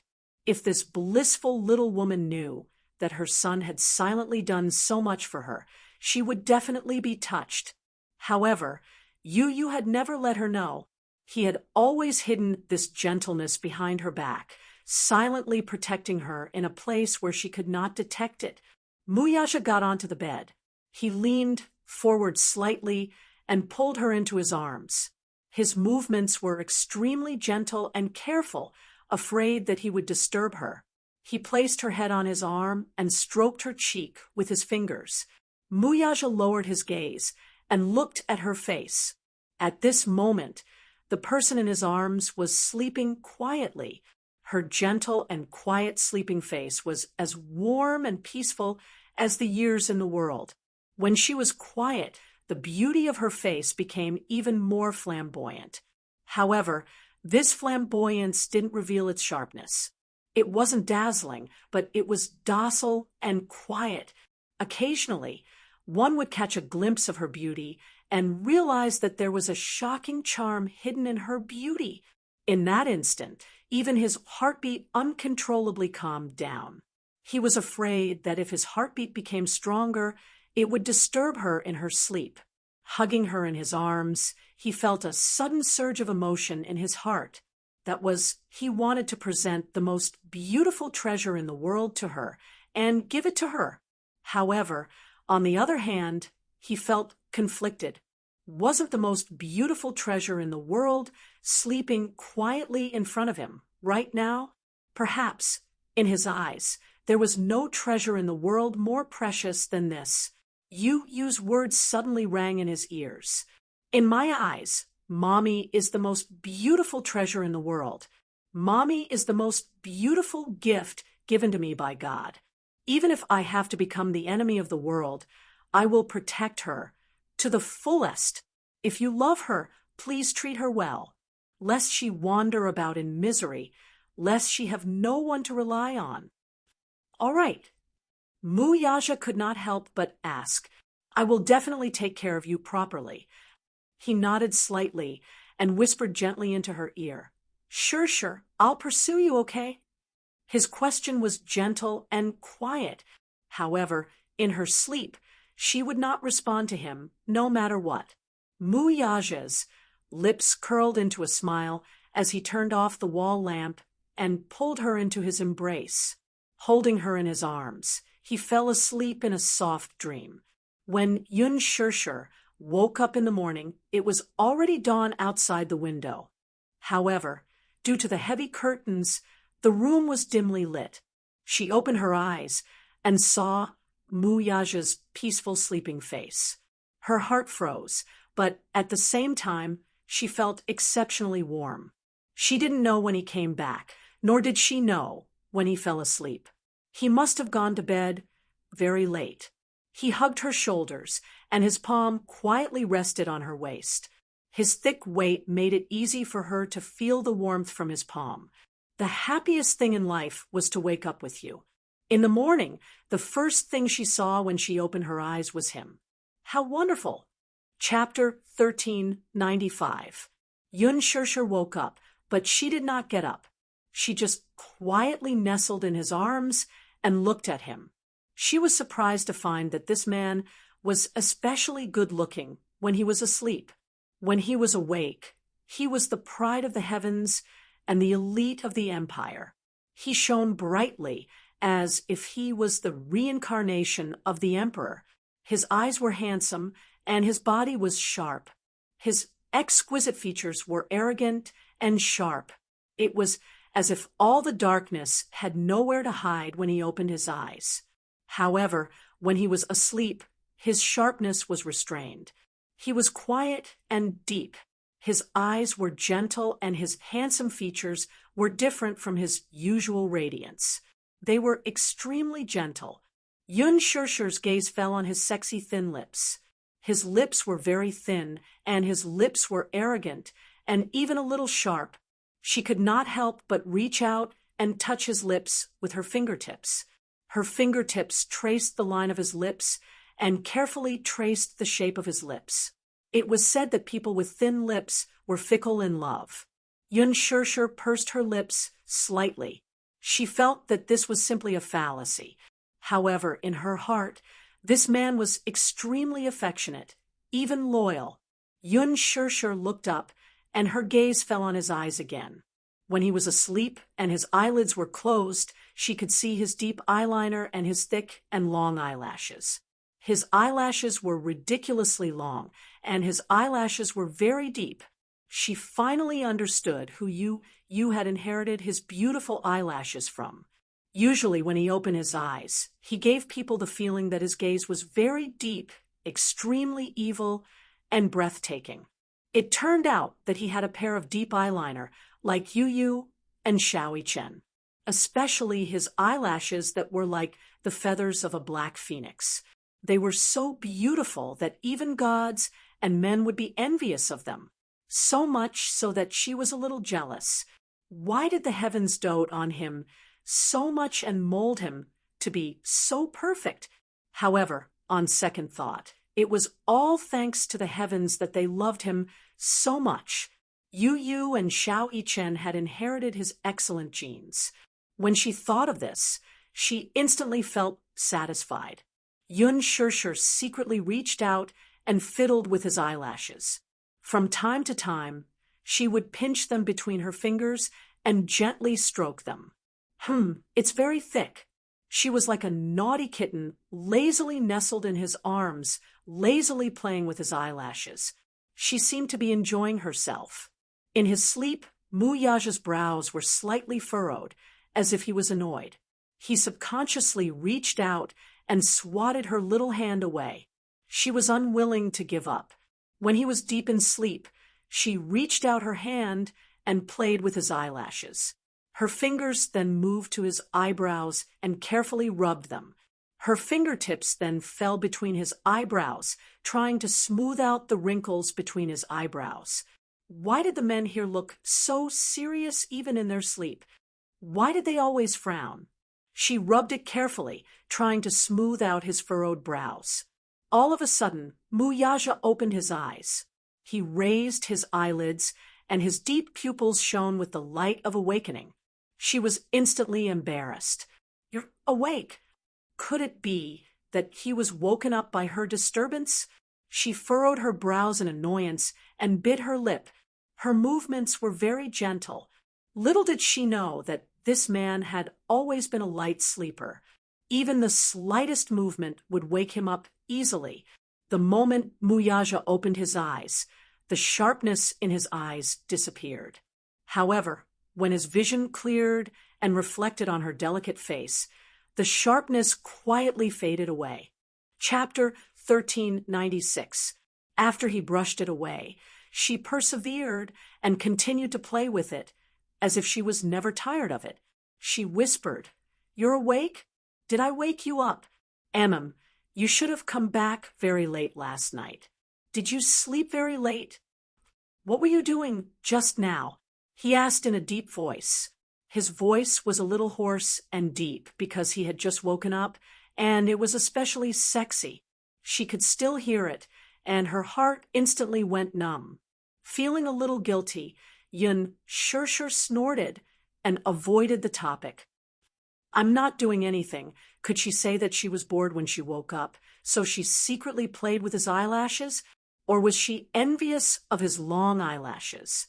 They were so beautiful that she couldn't help but get addicted to playing with them. He would definitely laugh at her for being bored again. "What are you doing?" The man pursed his lips, obviously doubting her words. "I see that you're full of energy early in the morning." Yun Shirshir blushed and immediately defended herself. "I woke up. After reading the script yesterday, I went to bed very early. My biological clock woke me up naturally." So? Muyaja raised his good-looking brows. "So, she had to wake him up when she woke up?" Yun Shirshir glanced at him and couldn't help but explain. I woke up a long time ago. I was bored when I woke up, so I was counting your eyelashes when you were asleep." Counting his eyelashes? What kind of game was this? Muyaja furrowed his brows and asked, "Have you counted clearly?" No. How could she count clearly? It was like a brush. If she had such thick eyelashes like his, she would save the effort of brushing them. Little did she know that as soon as her voice fell, the man's tall body flipped over and covered her body in a dark mass. He supported himself with his arms by her side. With just a stretch of his hand, he gently lifted a strand of her hair that had fallen on the pillow. He sniffed at the tip of his nose and lowered his eyes. Obviously, he enjoyed this fragrance very much. Opening his eyes, his handsome eyes suddenly flashed with a touch of playfulness. "Then, I'll give you another chance." The man smiled evilly, bowed his head, and leaned closer to her. Their noses touched, and their lips touched. His warm breath brushed against her face, incomparably intimate. A clear voice rang in her ears. "Count how many eyelashes I have." Yun Shirshir blushed slightly, and then she unnaturally avoided his overly deep eyes. She muttered in a low voice, "I'm not counting anymore." "What is it?" Muyaja brushed her hair, but was puzzled. "You were counting happily just now." She felt powerless, and said lazily, "There are too many. I can't count them all. Your eyelashes are so long and dense that my eyes hurt from counting them. All right." The man smiled and kissed the corner of her lips lazily. Sticking to her lips, his thin lips escaped from her lips. "Since you're so energetic and don't count your eyelashes, let's do something else." Yun Shirshir was stunned. Soon, she could hear the hidden meaning in his words. His words were obviously referring to something else. A wisp of red flew to her ears, and like a fire spreading, it burned her cheeks. Soon, her entire face seemed to be smeared with rouge, revealing a charming shade of red. "Hey, you, stop fooling around." Her shyness, in his eyes, had a hint of wanting to reject him. Chapter 1397. Why, you don't like it? The man raised his eyebrows arrogantly and whispered into her ear. Between his smile, there was a hint of cynicism, coupled with that clear voice. It was damn charming. In his eyes, it was as if there were stars that had been cut up, sparkling and sparkling, being stared at by him like this. Yun Shirshir's face grew increasingly hot. Her originally jade-like face was dyed with a rosy blush, exuding a delicate, tender, and translucent glow. She was obviously a little shy. The man was openly acting like a rogue in front of her. She was so embarrassed that she wanted to crawl under the blanket. Muyaja curled his lips into a smile. Originally, he thought that this woman would have gotten used to it, but now it seemed that he had not taught her well enough. Thus, he pinched her waist with his large palm. The soft touch immediately made him groan in pleasure, but his heart felt extremely comfortable. He was very satisfied with this soft touch, so he planned to do some morning exercises that were beneficial to his body and mind in this beautiful morning. While he was thinking about this, his hands had already begun to move. He skillfully stripped off her underwear and bent down to cover her cherry lips. This kiss seemed to have been premeditated for a long time. Nestled in her embrace, that pink little mouth opened and closed as if it was a silent invitation, luring him in. His heart had been itching for a long time, so when he lowered his head to look at her, it was as if he had found a prey to aim at. He stared fixedly at those pink pouty lips and pressed down on her. However, many erotic images flashed past his mind. As a man, he always had many erotic fantasies towards the woman he loved. Muyaja was the same. His mind filled with erotic images, and his body wrapped in the blanket became even hotter. Even though they were separated, the changes in his body were obvious. When Yun Shirshir felt the heat, her heart suddenly beat like thunder, and her face felt as if it was cooked. He peeled off her pajamas and pressed his lips against hers, delicately embellishing her lips. At first, he was extremely careful, and his kisses were gentle. Slowly, as the temperature in the room rose and turned white, he was no longer restricted to this light kiss. Gradually, he became fierce and wild. He held the back of her head with one hand and deepened the kiss. He wished he could turn into a beast and swallow her whole. He was lying on top of her, his two strong and sturdy arms supporting her on both sides of her shoulders, controlling her in a narrow space. His strong and fit body pressed down on her, leaving almost no room for maneuver. The ferocious kiss almost made her unable to breathe. Yun Shirshir couldn't keep up with his pace. Her mind was blank, and she felt like she was about to suffocate. Yun Shirshir punched his shoulder in annoyance, but the man ignored her and only sealed her lips, sucking and licking. He actually kissed her until her lips were swollen. Sweet. It was extraordinarily sweet. Muyaja couldn't help but be infatuated with the overly sweet breath on her lips. He parted her lips and passionately invaded, engulfed, and lingered. Yun Shirshir was gradually melted by this fiery kiss, turning into warm and soft jade water. Unknowingly, the pajamas on his body were quickly removed, and the two of them were entangled together. He possessed her. Chapter 1398. For a moment, the room was filled with the charms of spring as the temperature rose rapidly. After a round of passionate lovemaking, he hugged her and immersed himself in her warmth as he savored the aftertaste of love. However, even after doing it a few times, he still did not know when to stop and teased her from time to time in an attempt to arouse her. However, she did not live up to his expectations and did not respond at all. She was also indifferent to his teasing. It was too tiring. At this moment, Yun Shirshir seemed to have been drained of all her energy as she lay limp in his arms, unable to move at all. Even lifting a finger was difficult. She laid lazily in his arms. It was not easy for her to accumulate enough energy after a night of recuperation. At this moment, under his torment, it all collapsed, and she was exhausted again. Her eyelids were heavy. She lazily half-opened her eyes and looked out of the corner of her eye, only to see the man leaning against the head of the bed and looking down at her.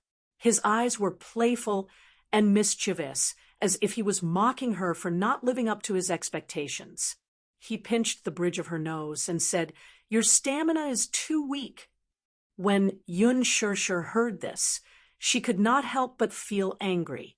Could she blame him for this? Her stamina was not bad, but did he not see how ruthless he was when he wanted her just now? The deep invasion almost made her whole body fall apart. She was a little disappointing, but wasn't it all for him? Did he think that everyone was as strong as him, as if they never knew how to be satisfied and tired? The anger in her eyes made him laugh. Mu Yaja pinched the tip of her delicate nose lovingly and teased, "Why, are you not convinced?" Yun Shirshir bitterly slapped his hand away and said in a muffled voice, "Don't mess around. I'm a little tired now." She looked down tiredly and felt that after the battle just now, her eyelids were starting to fight again. "I know you're tired." Otherwise, he would not have let her off so easily. He said in a deep voice. He did his utmost to suppress the dark desire in his eyes. Now, he was doing his utmost to restrain it. At the same time, a playful look appeared in his eyes, making one's face redden even more. She couldn't help but feel a little defeated. She raised her eyes to look at the man in front of her. He was like an arrogant emperor, lazily and elegantly leaning against the headboard. His gaze fell on her face. There was teasing, mischievous, playful, but most of all, there was a mischievous smile.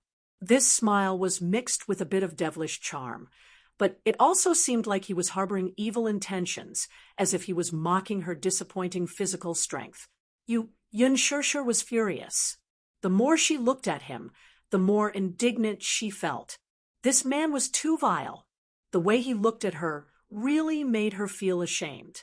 When he thought about how he had used those embarrassing postures to take advantage of her, and how she had sunk into this dark, turbulent wave of passion, when he thought about how she had sunk into it, and how she had let out some tender chuckles, she felt even more ashamed and buried her face deep into the pillow.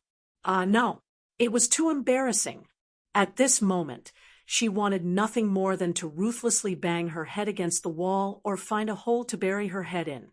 She was like a shy little bunny in front of him. However, her shy actions in his eyes were adorable and extremely cute. He couldn't help but lower his head and gently peck her red cheeks. The scene just now seemed to be unfinished, as his body changed again. He frowned and cursed in his heart.